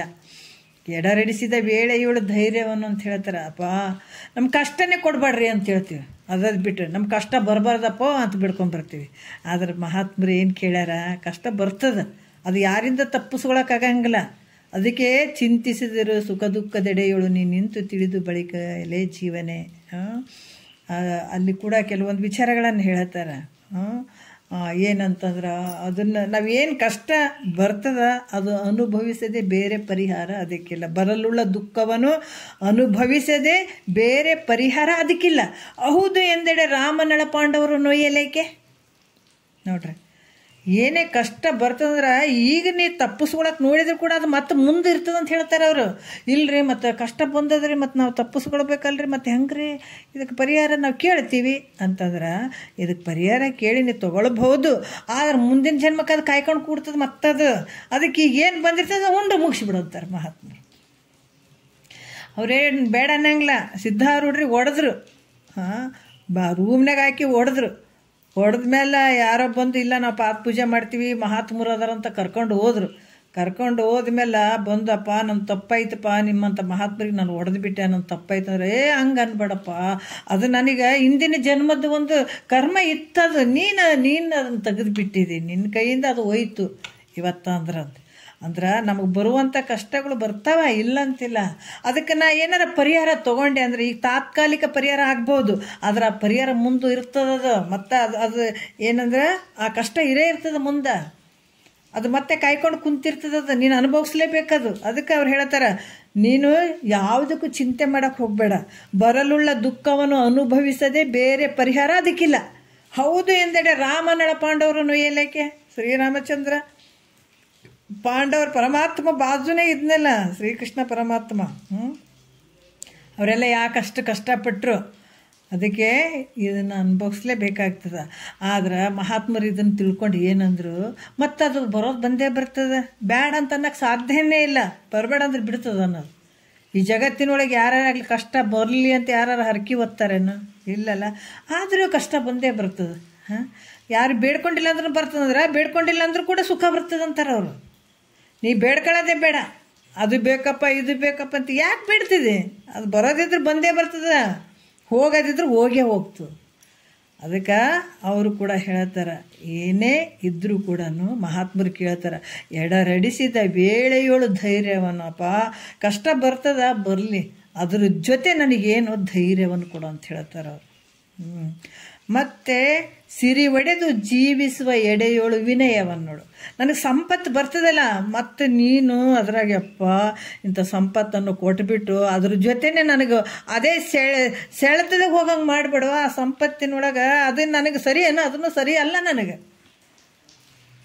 ಎಂಥ ಒಂದು ಅದ್ಭುತವಾದಂಥ ಅವರು ಏನಂದ್ರೆ ತೃಣ ಸಮ ಅಂತ ಕಾಣ್ತಾರೆ ರೀ. ಅವೆಲ್ಲ ಏನು ಅವನ್ನೆಲ್ಲ ನಿನ್ನ ದಾರಿ ತಪ್ಸಕ್ಕೆ ಬಂದು ನಾವು ದೊಡ್ಡ ಸಂಪತ್ತು ಬಂದಂದ್ರೆ ಭಾಳ ಖುಷಿದಾಗ ಮೆರೆದಾಡ್ತೀವಿ. ಮಹಾತ್ಮರು ಹಂಗೆ ಅಂದ್ಲಿಲ್ಲ ನೋಡ್ರಿ. ನಿಜಗೊಂಡ್ರೆ ಅವರೆಲ್ಲ ದೊಡ್ಡ ರಾಜರುಗಳು ಇದ್ದಾರಂತಾರೆ. ತೃಣ ಸಮ ಅಂತಂದರೆ ಇದು ಯಾವಾಗ ಬಿಟ್ಟು ಹೋಗಿತ್ತಪ್ಪ ನನ್ನಿಂದ, ನಾನು ಏನು ತಿಳ್ಕೊಳ್ಬೇಕಾಗಿದೆ, ಮನುಷ್ಯನ ಜನ್ಮಕ್ಕೆ ಬಂದ ಮೇಲೆ ಏನು ತಿಳ್ಕೊಳ್ಬೇಕಾಗಿದೆ ಅದು ತಿಳ್ಕೊಳ್ಳೋದು ಮುಖ್ಯ ಐತೆ. ಇದು ನನ್ನ ದಾರಿ ತಪ್ಸೋಕೆ ಬಂದದಂದ್ರೆ ಅವರು. ಆದರೆ ಏನಾರ ಒಂದು ಸ್ವಲ್ಪ ಮನಸ್ಸು ಹೋಗಿಬಿಟ್ಟಿತ್ತಂದ್ರೆ ಎಲ್ಲ ನಷ್ಟ ಆಗಿಬಿಡ್ತಾವ. ಆ ಸಂಪತ್ತು ಅಂದ್ರೆ ಅಷ್ಟು ಡೇಂಜರ್ ಅದು. ಅದಕ್ಕೆ ಸಿರಿ ಬರುವುದಕ್ಕಿಂತ ಹೇಳ್ತಾರಲ್ಲ, ಏನು ಸುಖ ಬರುವುದಕ್ಕಿಂತ ದುಃಖ ಬರಲ್ಲ ಹೇಳಣ್ಣ, ದುಃಖ ತರಿಸ್ತು ಜ್ಞಾನದ ಕಣ್ಣ ಅಂತ ಹೇಳ್ತಾರೆ ಮಹಾತ್ಮರು. ಯಾಕೆ ಇಲ್ಲಿ ಏನಂತ ಹೇಳ್ತಾರೆ ಅಂತಂದ್ರೆ, ಆ ಒಂದು ಸಂಪತ್ತು ಬಂದ ಕಾಲದಲ್ಲಿ ಆದರೂ ಕೂಡ ಭಾಳ ಎಚ್ಚರಿಕೆಯಿಂದ ಇರಬೇಕಾಗ್ತದೆ. ಅಂಥ ಒಂದು ಮದದಲ್ಲಿ ಏನಾದರೂ ಸಿಕ್ಕಾಕೊಂಡು ಬಿಟ್ಟು ಅಂದರೆ ನಿನ್ನ ಜನ್ಮನೇ ಹಾಳಾಗೋಗ್ತದೆ. ಅದಕ್ಕೆ ಇಲ್ಲಿ ಕೂಡ ಸಂಪತ್ತು ಬಂದಾಗ ಚೆನ್ನಾಗಿ ತವೆ ಅಂದರೆ ಚೆನ್ನಾಗಿ ಮದವನ್ನು ಅಳಿದಿರು, ಮದವನ್ನು ಬಿಟ್ಬಿಡು ಅಂತ ಇಲ್ಲಿ ಹೇಳ್ತಾರೆ. ಈ ರೀತಿಯಾಗಿ ಏನಾಗ್ತದೆ, ಅಹಂಕಾರಿ ಆಗುವಂಥದ್ದು ಮನುಷ್ಯನಿಗೆ ಯೋಗ್ಯ ಅಲ್ಲ ಅಂತ ಹೇಳ್ತಾರೆ ಅವರು. ಮತ್ತು ತತ್ವ ಸಂತತಿಯನ್ನು ವಿವರಿಸಿ ನೋಡು ಅಂದ್ರೆ ಈ ಪಂಚಭೂತಗಳ ವಿಚಾರಗಳನ್ನು ಮಾಡು. ಮತ್ತು ನಿನ್ನ ಕೆಲಸ ಇನ್ನು ಮುಂದಿಲ್ದು ಏನೈತಪ್ಪ ಅಂತಂದ್ರೆ ತತ್ವ ಸಂತತಿಯನ್ನು ಅಂದರೆ 25 ತತ್ವಗಳ ಈ ಸಂತತಿ ಅಂದರೆ ಸಮೂಹ, ಇವುಗಳನ್ನು ವಿಚಾರ ಮಾಡಿ ನೋಡು. ಅಂದ್ರೆ ಪಂಚಭೂತಾದಿ ತತ್ವಗಳನ್ನು ವಿಚಾರ ಮಾಡಿ ನೋಡು. ತತ್ ಅಂದ್ರೆ ಆ ಪರಬ್ರಹ್ಮ ವಸ್ತುವಿಗೆ ಕರೀತಾರೆ ತತ್ ಅಂತಂದ್ರೆ. ಇಂಥ ಬ್ರಹ್ಮದಲ್ಲಿಯೇ ಪ್ರಕೃತಿ ಎಂಬುದು ತೋರಿತು. ಮೊದಲು ಏನು ತೋರಿತು? ಭಾಳ ಶುದ್ಧವಾಗಿರುವಂಥದ್ದು, ಚಿನ್ಮಾತ್ರದಾಗಿ, ಯಾಕಂದ್ರೆ ಚಿನ್ಮಯ ಸ್ವರೂಪವಾಗಿರುವಂಥದ್ದು, ಸತ್ತು ಚಿತ್ತು ನಿತ್ಯ ಆನಂದ ಪರಿಪೂರ್ಣವಾಗಿರುವಂಥದ್ದು ನಿನ್ನ ಸ್ವರೂಪ ಒಂದೇ ಇತ್ತು. ಅಲ್ಲಿ ಅಂಥ ಪರಬ್ರಹ್ಮದಲ್ಲಿ ಏನು ತೋರಿತು ಅಂದ್ರೆ ಪ್ರಕೃತಿ ಅಂತ ತೋರಿತು. ಅದರಿಂದ ಏನಾಯಿತು? ಪ್ರಕೃತಿ ಅಂದ್ರೆ ಮೂಲ ಅಹಂಕಾರ, ನಾನು ಅನ್ನುವಂಥದ್ದು ಮೂಲ ಅಹಂಕಾರ. ಅದಕ್ಕೆ ಪ್ರಕೃತಿ ಅಂತ ಕೂಡ ಹೇಳುತ್ತಾರೆ, ಅವಿದ್ಯೆ ಅಂತ ಕೂಡ ಹೇಳ್ತಾರೆ. ಈ ರೀತಿಯಾಗಿ ಪರ್ಯಾಯ ವಿಷಯ ನಾಮಗಳಿಂದ ಹೇಳುತ್ತಾರೆ. ಇಲ್ಲಿ ಪ್ರಕೃತಿ ಅನ್ನುವಂಥದ್ದು ತೋರಿತು, ಅದರಲ್ಲಿ ಮಹತ್ತು ಉತ್ಪನ್ನ ಆಯಿತು. ಮಹತ್ತು ಅಂದ್ರೇನು? ಪ್ರಕೃತಿಯಲ್ಲಿ ಮಹತ್ತು ಉತ್ಪನ್ನ ಆಯಿತು. ಮಹತ್ತು ಅಂತಂದ್ರೆ ಆ ಕಡೆ ಹತ್ಲಾಗ ಬೀಜನೂ ಅಲ್ಲ. ಈಗ ಒಂದು ಶೇಂಗದ ಕಾಳು ನಾವು ಭೂಮಿಗೆ ಹಾಕಿದಾಗ ನಾಳೆಗೆ ಅಥವಾ ನಾಡ್ದು ಒಂದು ದಿವಸ ಒಂದು 2 ದಿವಸದಾಗ ಏನಾಗ್ತದೆ? ಅದು ಈ ಕಡೆ ಪೂರ್ತಿ ಬೆಳೆನೂ ಅಲ್ಲ, ಈ ಕಡೆ ಪೂರ್ತಿ ಬೀಜನೂ ಅಲ್ಲ, ಮಧ್ಯೆ ದಪ್ಪಾಗಿ ಊದ್ಕೊಂಡಿರ್ತದೆ ನೋಡು, ಅದಕ್ಕೆ ಮಹತ್ತು ಅಂತ ಹೇಳ್ತಾರೆ. ಅದರಿಂದ ಏನಾಯಿತು? ಮಹತ್ತತ್ವದಿಂದ ಏನಾಯಿತು? ಅಹಂಕಾರ ಉತ್ಪನ್ನ ಆಯಿತು ನೋಡ್ರಿ. ಅಹಂಕಾರಗಳು ಉತ್ಪನ್ನ ಆಗ್ತಾವೆ. ಅಲ್ಲೇ 3 ಅಹಂಕಾರಗಳು ಅಂತ ಹೇಳ್ಕೊಂಡು ಬರ್ತಾರೆ, ವೈಕಾರಿಕ, ತೈಜಸ್, ಭೂತಾದಿ ಅನ್ನುವಂಥದ್ದು. ಈ 3 ಅಹಂಕಾರಗಳು ಆ ಮಹತ್ತಿನಲ್ಲಿ ಗರ್ಭೀಕರಿಸ್ಕೊಂಡಿರ್ತಾವೆ. ಮತ್ತು ಆ ಮಹತ್ತಿನಿಂದ ಅದು ಪ್ರಕೃತಿ ವಿಕೃತಿಯಾಗಿ ಮಹತ್ ಅನಿಸ್ಕೊಳ್ತದೆ. ಮಹತ್ ವಿಕೃತಿಯಾಗಿ ಏನು ಅನಿಸ್ಕೊಳ್ತದೆ? ಅಹಂಕಾರ ತ್ರಯಗಳು ಅಂತ ಅನಿಸ್ಕೊಳ್ತದೆ. ಅಹಂಕಾರ ಉತ್ಪನ್ನ ಆಯಿತು. ಈ ಅಹಂಕಾರದಿಂದ ಏನು ಉತ್ಪನ್ನ ಆಯಿತು? ಪಂಚತನ್ಮಾತ್ರೆಗಳು ಯಾವುವು ಅಂತಂದ್ರೆ ಈ ಶಬ್ದ, ಸ್ಪರ್ಶ, ರೂಪು, ರಸಗಂಧ ಇವು ಉತ್ಪನ್ನ ಆದವು. ಅವು ಅಹಂಕಾರದ ವಿಕಾರದಿಂದ ಪಂಚತನ್ಮಾತ್ರೆಗಳು. ಮತ್ತು ಅವುಗಳಿಂದ ಏನದು? ಪಂಚತನ್ಮಾತ್ರೆಗಳಿಂದ ಏನು ಉತ್ಪನ್ನ ಆದವು? ಪಂಚಭೂತಗಳು. ಅದು ಒಂದು ವಿಕೃತಿಯಾಗಿ ಒಂದು ಉತ್ಪನ್ನ ಆಗಿ, ಒಂದು ವಿಕೃತಿಯಾಗಿ ಒಂದು ಉತ್ಪನ್ನ ಆಗಿರುವಂಥದ್ದು. ಪಂಚತನ್ಮಾತ್ರೆಗಳು ವಿಕಾರ ಒಂದು ಏನಾದವು? ಪಂಚಭೂತಗಳು ಉತ್ಪನ್ನ ಆದವು ನೋಡ್ರಿ. ಅದಕ್ಕೆ ಈ ರೀತಿ ಪಂಚಮಹಾಭೂತಗಳಿಂದ ನೋಡ್ರಿ ಎಷ್ಟು ವಿಶೇಷವಾಗಿ ಹೇಳ್ತಾರೆ. ಈ ಪಂಚಮಹಾಭೂತಗಳಿಂದ ಏನು ಮೊದಲು ಉತ್ಪನ್ನ ಆಯ್ತಪ್ಪ ಅಂದ್ರೆ ಅಂತಃಕರಣ ಉತ್ಪನ್ನ ಆಯಿತು. ಸೃಷ್ಟಿಯಲ್ಲಿ ನಾನಾ ರೀತಿಯಿಂದ ಬರ್ಕೊಂಡು ಬಂದಿದ್ದಾರೆ, ಈ ಸೃಷ್ಟಿ ಕ್ರಮಗಳ ಬಗ್ಗೆ ಬರ್ಕೊಂಡು ಬಂದಿದ್ದಾರೆ. ಮತ್ತು ಅಲ್ಲಿ ಕಿಂಗ್ ಬರ್ದಾರಿ, ಕಿಲ್ಲಿಂಗ್ ಬರ್ದಾರಿ, ಕಿಲ್ಲಿಂಗ್ ಬರ್ದಾರಿ, ಇದ್ರಾಗ ಒದ್ದಾಡೋದು ಬೇಕಾಗಿಲ್ಲ ಅಂತ ಹೇಳ್ತಿದ್ರು ಮಹಾತ್ಮರು. ಈ ಸೃಷ್ಟಿ ಬಗ್ಗೆ ಕೆಲವರು ಅಲ್ಲೆಲ್ಲ ಹಂಗೆ ಬರೆದಿದ್ದಾರೆ. ಈ ತತ್ವ, ಈ ಪಂಚೀಕರಣದ ಬಗ್ಗೆ, ಈ ವಿಚಾರಗಳ ಬಗ್ಗೆ, 25 ತತ್ವಗಳ ಬಗ್ಗೆ ಸ್ವಲ್ಪ ಹಂಗೆ ಹೇಳಿರ್ತಾರೆ. ಅದ್ರ ಬಗ್ಗೆ ಇಲ್ಲಿ ಹೇಳ್ತಾರೆ. ಏನು ಹೇಳ್ತಾರೆ ಅಂದ್ರೆ, ಈ ಪಂಚಮಹಾಭೂತಗಳಿಂದ ಮೊದಲು ಏನು ಉತ್ಪನ್ನ ಆಯಿತು ಅಂದ್ರೆ ಅಂತಃಕರಣ ಉತ್ಪನ್ನ ಆಯಿತು. ಅಂತಃಕರಣ ಉತ್ಪನ್ನ ಆಯಿತು. ಹೆಂಗಂತಂದ್ರೆ ಆಕಾಶದಲ್ಲಿ ಇಲ್ಲಿ ಈ ಅಂತಃಕರಣದಲ್ಲಿ ಏನಾದವ ಅಂತಂದಾಗ ಯಾವ ಅಂತಂದ್ರೆ ಈ ಒಂದು ಮನ, ಬುದ್ಧಿ, ಚಿತ್ತು, ಅಹಂಕಾರ ಮತ್ತು ಜ್ಞಾತೃ. ಈ ಜ್ಞಾತೃ ಅಂತಂದಾಗ ಇಲ್ಲಿ ಇದ್ರಾಗ ಭಾಗಗಳನ್ನು ಮಾಡ್ತಾರೆ. ಪಂಚೀಕರಣದಾಗ ಇವೆಲ್ಲ ಬಂದಿದ್ದಾವೆ. ಇದನ್ನು ಭಾಗ ಮಾಡುವಂಥದ್ದು ಅಂದ್ರೆ ಆಕಾಶದ ಒಂದು ಆಕಾಶ 5 ಪಂಚಭೂತಗಳು ಯಾವುದು? ಆಕಾಶ, ವಾಯು, ಅಗ್ನಿ, ಜಲ, ಪೃಥ್ವಿ. ಆಕಾಶದ್ದು ಒಂದು ತಗೊಂಡಾಗ ಅದ್ರಾಗ 2 ಭಾಗ ಮಾಡುವಂಥದ್ದು. ಅಂದ್ರೆ ₹1 ಅಂತ ತಿಳ್ಕೊಳ್ರಿ. ನಾವೊಂದು ಸ್ವಲ್ಪ ಹೇಳ್ತೀನಿ ಅದನ್ನು. 1 ಭಾಗ ಆಕಾಶದಲ್ಲಿ 1 ಭಾಗ ತೊಗೊಳ್ರಿ, ₹1 ಅಂತ ಅಂದ್ಕೊಳ್ರಿ. ಈ ಕಡೆ 8ನೇ ಭಾಗ, ಈ ಕಡೆ 8ನೇ ಭಾಗ ಅಂತ ಅಂದ್ಕೊಳ್ರಿ. 1 8ನೇ ಭಾಗ ಇದ್ದದ್ದು ಜ್ಞಾತೃ ಆಯಿತು. ಈ 8ನೇ ಭಾಗದಾಗ 4 ಭಾಗ ಮಾಡುವಂಥದ್ದು. ಇನ್ನೊಂದು ಉಳಿತಲ್ಲ 8ನೇ ಭಾಗ ಉಳಿದದಲ್ಲ, ಅದ್ರಾಗ 4 ಭಾಗ ಮಾಡಿ 1 ಭಾಗ ವಾಯುವಿನಲ್ಲಿ ಸೇರಿದಾಗ ಅದು ಮನಸ್ಸಾಗ್ತದೆ. 1 ಭಾಗ ಅಗ್ನಿಯಲ್ಲಿ ಸೇರಿದಾಗ ಅದು ಬುದ್ಧಿ ಆಗ್ತದೆ. 1 ಭಾಗ ಜಲದಲ್ಲಿ ಸೇರಿದಾಗ ಅದು ಚಿತ್ತು. ಆಕಾಶದ 1 ಭಾಗ ಜಲದಲ್ಲಿ ಸೇರಿದಾಗ ಅದು ಚಿತ್ತು ಆಗ್ತದೆ. ಆಕಾಶದ 1 ಭಾಗ ಪೃಥ್ವಿಯಲ್ಲಿ ಸೇರಿದಾಗ ಅದು ಏನಾಗ್ತದೆ? ಇದು ಏನು ಅಹಂಕಾರ ಆಗ್ತದೆ. ಇವು ಅಂತಃಕರಣದ ಒಂದು ಪಂಚಕ. ಯಾವುದು? ಆಕಾಶ, ವಾಯು, ಇದು ಮನಸ್ಸು, ಬುದ್ಧಿ, ಚಿತ್ತು, ಅಹಂಕಾರ, ಒಂದು ಜ್ಞಾತೃ. ಅರ್ಥ ಆಯ್ತಲ್ಲ? ಒಂದು ಆಕಾಶದೊಳಗೆ 1 ಭಾಗದಾಗ 2 ಭಾಗ ಮಾಡಿ, ಒಂದು ಗಟ್ಟಿ ಭಾಗ ಏನಾಗ್ತದೆ? 8ನೇ ಭಾಗ, ಅದು ಜ್ಞಾತೃ ಆಯಿತು. ಇನ್ನೂ ಒಂದು 8ನೇ ಭಾಗದಲ್ಲಿ 4 ಭಾಗ ಮಾಡಿದಾಗ ಒಂದು ವಾಯುವಿಗೆ ಸೇರಿದಾಗ ಮನಸ್ಸಾಯಿತು. ಆಕಾಶದ 1 ಭಾಗ ವಾಯುವಿಗೆ ಸೇರಿದಾಗ ಅದು ಮನಸ್ಸಾಗ್ತದೆ. ಆಕಾಶದ 1 ಭಾಗ ಅಗ್ನಿಗೆ ಸೇರಿದಾಗ ಅದು ಬುದ್ಧಿ ಆಗ್ತದೆ. ಆಕಾಶದ 1 ಭಾಗ ಜಲಕ್ಕೆ ಸೇರಿದಾಗ ಅದು ಚಿತ್ತು ಆಗ್ತದೆ. ಆಕಾಶದ 1 ಭಾಗ ಅದು ಪೃಥ್ವಿಗೆ ಸೇರಿದಾಗ ಅದು ಅಹಂಕಾರ ಆಗ್ತದೆ. ಹಿಂಗಾಗಿ 5 ಅಂತಃಕರಣದ ಪಂಚಕಗಳು ಅಲ್ಲಿ ಆಗ್ತದ ಅನ್ನುವಂಥದ್ದು ಕೂಡ ಹೇಳ್ತಾರೆ. ಈ ಮನಸ್ಸು ಕೂಡ ಹೆಂಗದಂದ್ರೆ ಚಂಚಲವಾಗಿರುವಂಥದ್ದು. ಯಾಕಂದ್ರೆ ಮನಸ್ಸಿನ ಅಂಶ ಐತಲ್ಲ ಅದ್ರಾಗ. ಆಕಾಶದ ಭಾಗದಲ್ಲಿ ಮನಸ್ಸಿನ ಅಂಶ ಇದ್ದದಕ್ಕಾಗಿ ಅಲ್ಲಿ ಚಿತ್ತ ಯಾವುದು ಮನಸ್ಸಾಯಿತು. ಮನಸ್ಸದು ಚಂಚಲವಾಗಿರುವಂಥದ್ದು. ಇದು ವಾಯುವಿನಿಂದ ಕೂಡಿದ್ದಕ್ಕಾಗಿ ಇದು ಚಂಚಲ ಆಗಿರುವಂಥದ್ದು. ಈ ರೀತಿ ಇಲ್ಲಿ ಕೂಡ ಅಗ್ನಿ, ಇದು ಬುದ್ಧಿ ಕೂಡ ಆಕಾಶದಲ್ಲಿ ಅಗ್ನಿ. ಯಾಕಂದ್ರೆ ಇದು ಕೂಡ ಆಕಾಶದ ಒಂದು ಭಾಗ ಅಗ್ನಿಯಲ್ಲಿ ಕೂಡಿದಾಗ ಅದು ಬುದ್ಧಿ ಆಗ್ತದೆ. ಅದರದ್ದು ಅನುಭವ ಅಂತಂದ್ರೆ ಈಗ ಅಗ್ನಿ ಅನ್ನುವಂಥದ್ದು, ಬುದ್ಧಿ ಅನ್ನುವಂಥದ್ದು, ಅಗ್ನಿ ಎಲ್ಲ ಕಡೆನೂ ಒಂದು ಪ್ರಕಾಶತೆ ಮಾಡ್ತದಲ್ಲ, ಅದರಂಗೆ ಬುದ್ಧಿ ಕೂಡ ಪ್ರಕಾಶ ಮಾಡ್ತಕ್ಕಂಥ ಧರ್ಮ ಅದು. ಅದರಲ್ಲಿ ಕೂಡ ಎಲ್ಲ ವಿಚಾರಗಳನ್ನು ತಿಳ್ಕೊಳ್ಳುವಂಥದ್ದು. ಮತ್ತು ಅಗ್ನಿ ಕೂಡ್ಕೊಂಡು ಇದು ಬುದ್ಧಿ ಆಗಿರುವಂಥದ್ದು. ಮತ್ತು ಆಕಾಶದಲ್ಲಿ ನೀರು ಕೂಡ್ಕೊಂಡು ಚಿತ್ತ ಆಗ್ತದಲ್ಲ, ಅದರದ್ದು ಏನು ಕೆಲಸಪ್ಪ ಅಂತಂದ್ರೆ ನೀರಿನಲ್ಲಿ ಮೀನು, ಕಪ್ಪೆ, ಆಮೆ ಇವೆಲ್ಲ ನೀರಿನಲ್ಲೇ ಅಡಗಿಸ್ಕೊಂಡಿರ್ತದೆ. ಅದು ನೀರಿನೊಳಗೆ ಇರ್ತಾವೆ ಇವೆಲ್ಲ. ಮತ್ತು ಈ ರತ್ನ, ಮುತ್ತು ಇವೆಲ್ಲನೂ ಎಲ್ಲಿರ್ತಾವೆ? ನೀರಲ್ಲೇ ಇರ್ತಾವೆ. ಅದು ಹೆಂಗೆ ಇವೆಲ್ಲವುಗಳನ್ನು ತನ್ನ ನೀರಿನಲ್ಲೇ ಇವೆಲ್ಲ ಅಡ್ಕೊಂಡಿರ್ತಾವೆ, ನೀರಿನಲ್ಲೇ ಇರ್ತಾವೆ ಇವು.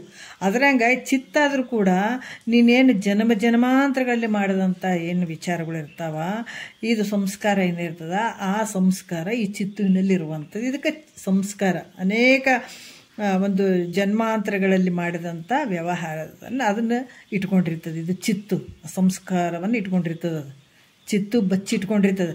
ಈಗ ನಾವು ಹುಟ್ಟಿನಿಂದ ಸಾಯೋವರೆಗೂ ನೋಡ್ರಿ ನಾನಾ ರೀತಿಯಿಂದ ಕೆಲಸಗಳು ಮಾಡಿರ್ತೀವಿ, ಅಥವಾ ಏನೇನೋ ನಮ್ಮ ಘಟನೆಗಳಾಗಿರ್ತಾವ, ಯಾರ್ಯಾರೋ ಏನೋ ಅಂದಿರ್ತಾರ, ನಾವೇನೇನೋ ನಡೆದಿರ್ತಾವಲ್ಲ, ಅವೆಲ್ಲವೂ ಎಲ್ಲಿ ಅಡಗಿದಾವ ನಮ್ಮ ಚಿತ್ತಿನಲ್ಲಿ ಅಡಗಿದಾವೆ. ನಾವು ಯಾವಾಗ ಅದನ್ನು ಒಂದೊಂದು ತೆಗಿತೀವಿ, ಇಂಥ ವಿಷಯ ಇಂಥ ಸಮಯ ಬಂದಾಗ, ಇಲ್ರಿ ಅವಾಗ ಹಿಂಗೆ ಮಾಡ್ಬೇಕೇನ್ರಿ ಅವರು, ಹಿಂಗೆ ಅಂದಾರ್ರಿ ಅವರು, ಹಿಂಗೆ ಮಾಡ್ಯಾರ್ರಿ ಅವರು ಅಂತ ಅವು ಚಿತ್ತಿನೊಳಗಡೆ ಏನು ವಿಷಯಗಳು ಇರ್ತಾವೆ ತಕ್ಕೊಂಡು ಮಾತಾಡ್ತೀವಿ ನಾವು.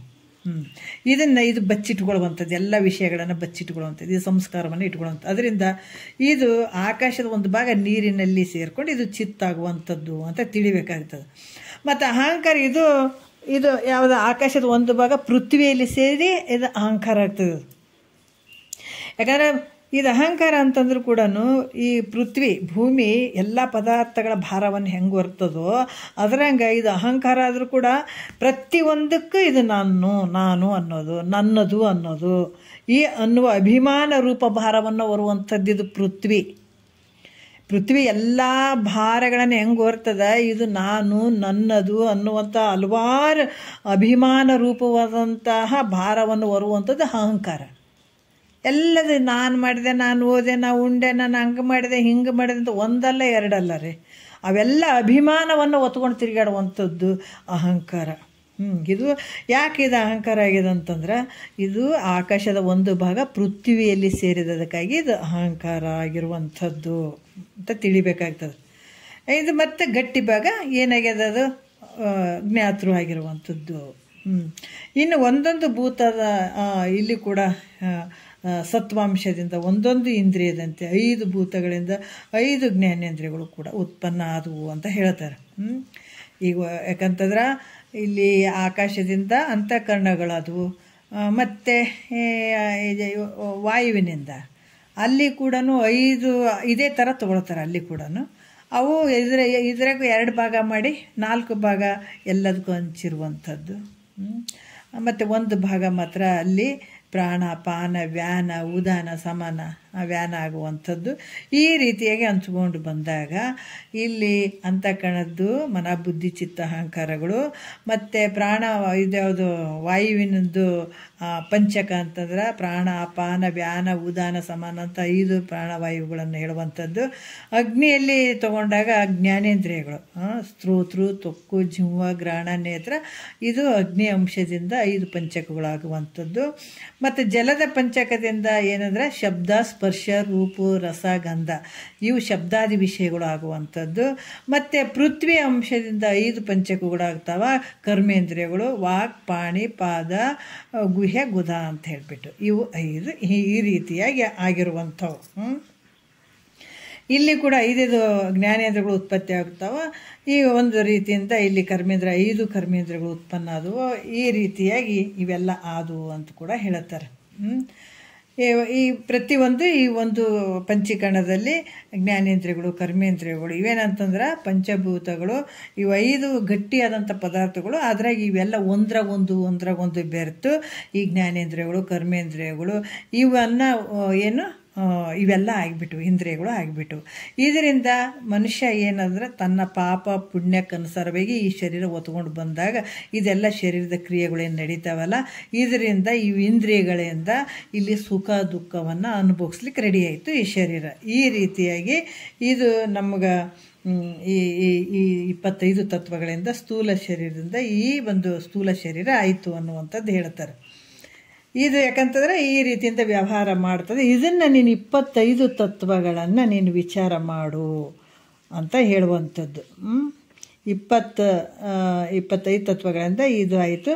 ಆದರೆ ಇವೆಲ್ಲವುಗಳನ್ನು ಅರಿಯುವಂಥವನು, ಇವೆಲ್ಲ ಅದಾವೆ 25 ತತ್ವಗಳೇನು ಉತ್ಪತ್ತಿ ಆದವು, ನೀನು ಇವೆಲ್ಲವುಗಳನ್ನು ತಿಳಿಯುವಂಥವನು, ಅರಿಯುವಂಥದ್ದು ನಿನ್ನ ಸ್ವರೂಪ ಅದ. ಅಂದ್ರೆ ಇವೆಲ್ಲವುಗಳಿಗಿಂತ ಇವೆಲ್ಲವೂ ನಾನಲ್ಲ, ಇವೆಲ್ಲವೂ ನನ್ನಿಂದ ತಿಳಿಸಿಕೊಡ್ತಾವೆ. ಇವೆಲ್ಲ ಶರೀರವನ್ನು ನಾನೇ ತಿಳ್ಕೊಳ್ತೀನಿ, ಪಂಚಭೂತಗಳನ್ನು ನಾನೇ ತಿಳ್ಕೊಳ್ತೀನಿ, ಆಕಾಶ, ವಾಯು, ಅಗ್ನಿ, ಜಲ ಇದರಿಂದ ಆದಂಥ ಇಂದ್ರಿಯಗಳನ್ನು ನಾನೇ ತಿಳ್ಕೊತೀನಿ, ಶಬ್ದ, ಸ್ಪರ್ಶ, ರೂಪ, ರಸಗಂಧ, ಕರ್ಮೇಂದ್ರಿಯಗಳು ಇವೆಲ್ಲವನ್ನು 25 ತತ್ವಗಳಲ್ಲಿ ಆದಂಥ ಏನಿದು ವ್ಯವಹಾರ ಅದು ಇದೆಲ್ಲವನ್ನು ನಾನೇ ತಿಳ್ಕೊತೀನಿ, ಅರಿತೀನಿ ಅನ್ನುವಂಥ, ನಾ ಇದಕ್ಕಿಂತ ಭಿನ್ನವಾಗಿದ್ದೀನಿ ಅನ್ನುವಂಥದ್ದು. ಈ ರೀತಿಯಾಗಿ ಪಂಚಭೂತದ ತತ್ವಗಳನ್ನು ವಿಚಾರ ಮಾಡಿ ನೋಡು,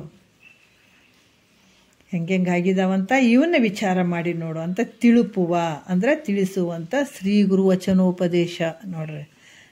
ಈ ರೀತಿ ಎಲ್ಲಿ ತಿಳಿಸ್ತಾರೆ? ಇದು ಶ್ರೀ ಗುರು ವಚನದಲ್ಲಿ ಈ ರೀತಿ ತಿಳಿಸ್ತಾನ. ಅದಕ್ಕೆ ಸದ್ಗುರುವಿನ ಶ್ರೀ ಗುರು ವಚನೋಪದೇಶವನ್ನು ಆಲಿಸು ಅಂತ ಹೇಳುವಂಥದ್ದು. ಇವೆಲ್ಲ ತಿಳಿತಾವ, ಗುರುಮುಖಾಂತರ ಕುಂತ್ಕೊಂಡು ಕೇಳಿದಾಗ ತಿಳಿತದ.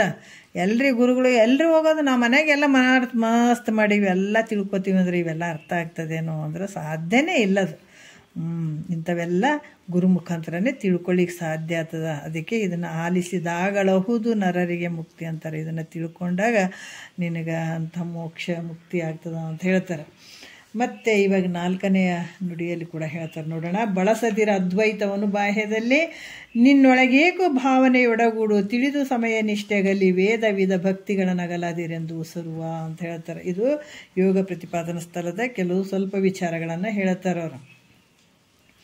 ಇಲ್ಲಿ ಏನು ಹೇಳ್ತಾರೆ ಅಂತಂದರೆ, ನಿನ್ನ ಒಂದು ಚಿತ್ತದ ಏಕಾಗ್ರ ಚಿತ್ತದಿಂದ ಕೂಡ ಅನ್ನುವಂಥದ್ದು.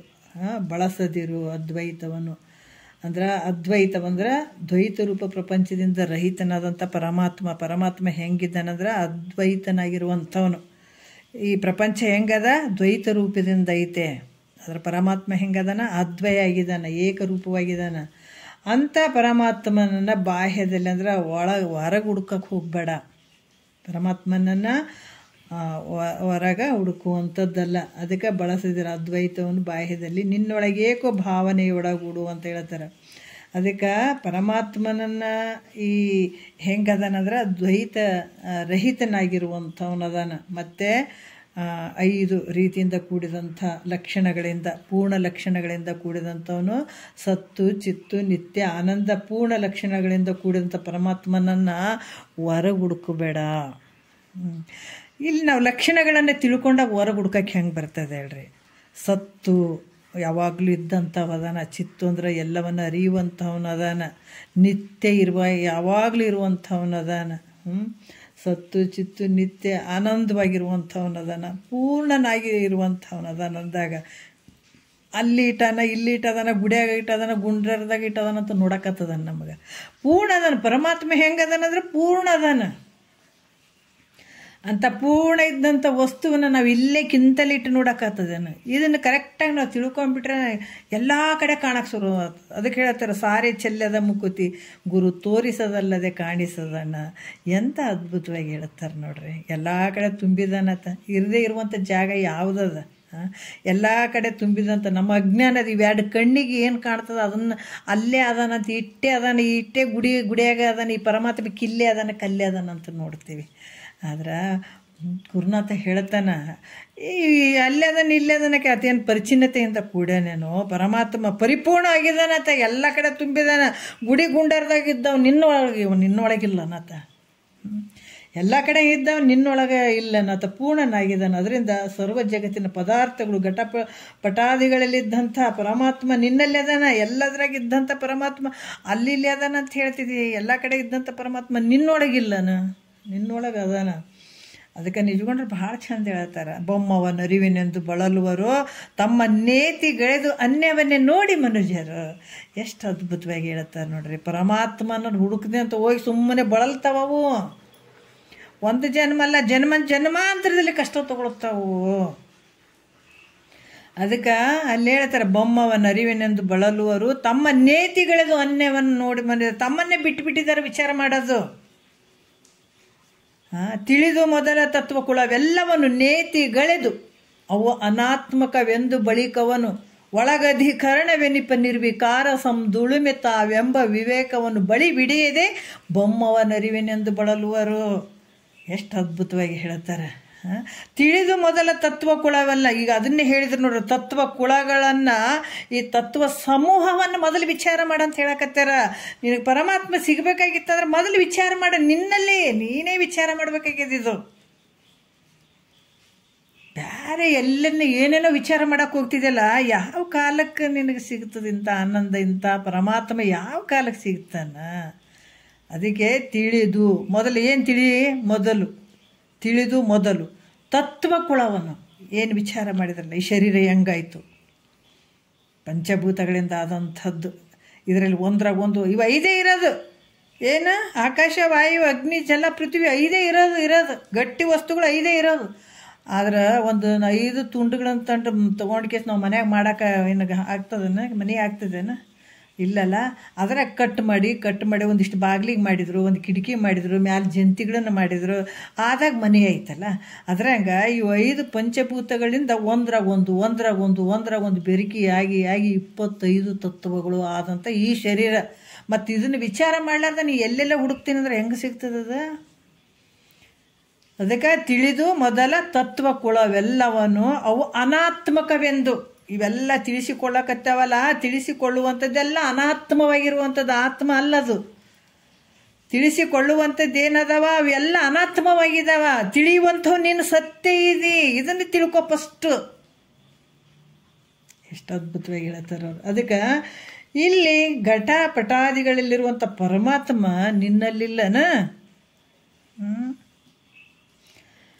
ಇಲ್ಲಿ ಅದಕ್ಕೆ ಹೊರಗೆ ಇರ್ತಕ್ಕಂಥ ಪರಮಾತ್ಮ ಹೆಂಗದಾನ? ಪರೋಕ್ಷ ಆಗಿದ್ದಾನತ. ಇದ್ದಾನ ಅಂತ. ಅದು ನೀನು ಹೆಂಗಿದೆ? ಆ ಸ್ವರೂಪನೇ ನೀನಿದೆ. ಎಷ್ಟು ಅದ್ಭುತ ಅಲ್ಲ? ಇದು ಯಾರು ತಿಳಿಸ್ತಾರೆ? ಮನೆಗೆ ಯಾರು ಅಪ್ಪ ಅಮ್ಮ ಬಂಧು ಬಳಗದವ್ರು ತಿಳಿಸ್ತಾರೆ ಅನ್ನೋದು. ಅದಕ್ಕೆ ಹೇಳ್ತಾರೆ ಗುರುಗಳು ಎಲ್ಲಕ್ಕಿಂತ ಶ್ರೇಷ್ಠವಾದಂಥವನು. ನಗುರು ರಧಿಕಮ್ ಅಂತ ಯಾಕೆ ಹೇಳ್ತಾರಂದ್ರೆ ಎಲ್ಲಕ್ಕಿಂತ ಶ್ರೇಷ್ಠ ಅದ. ಮತ್ತು ಶಿವ ಎಲ್ಲಿದ್ದಾನಂತ ತೋರಿಸೋ ಶಕ್ತಿ ಗುರುವಿಗೆ ಅದಂತಂದ್ರೆ ಮತ್ತೆ ಸಣ್ಣವಾಗಿ ಬಿಡ್ತಾನ. ಜಗತ್ತಿನೊಳಗೆ ಯಾರು ತೋರಿಸ್ತಾರ ಶಿವನನ್ನು? ಯಾರು ತೋರ್ಸಂಗಿಲ್ಲ. ಸದ್ಗುರುನಾಥನನ್ನು ಬಿಟ್ಟರೆ ಯಾರು ತೋರ್ಸಂಗಿಲ್ಲ. ಅದಕ್ಕೆ ಮ್ಯೂಟ್ ಮಾಡ್ರಿ. ಯಾರು? ಪವಿ. ಹಲೋ, ಮ್ಯೂಟ್ ಮಾಡ್ರಿ. ಅದಕ್ಕೆ ಇಲ್ಲಿ ಹೇಳ್ತಾರ, ಶಿವಪಥವನ್ನು ಅರಿವಿಡೆ ಗುರುಪಥ ಮೊದಲು. ಇಂಥ ಶಿವನನ್ನು ಗುರು ತಿಳಿಸ್ತಾನ ರೀ. ಬೇರೆ ಯಾರು ತಿಳಿಸ್ತಾರ?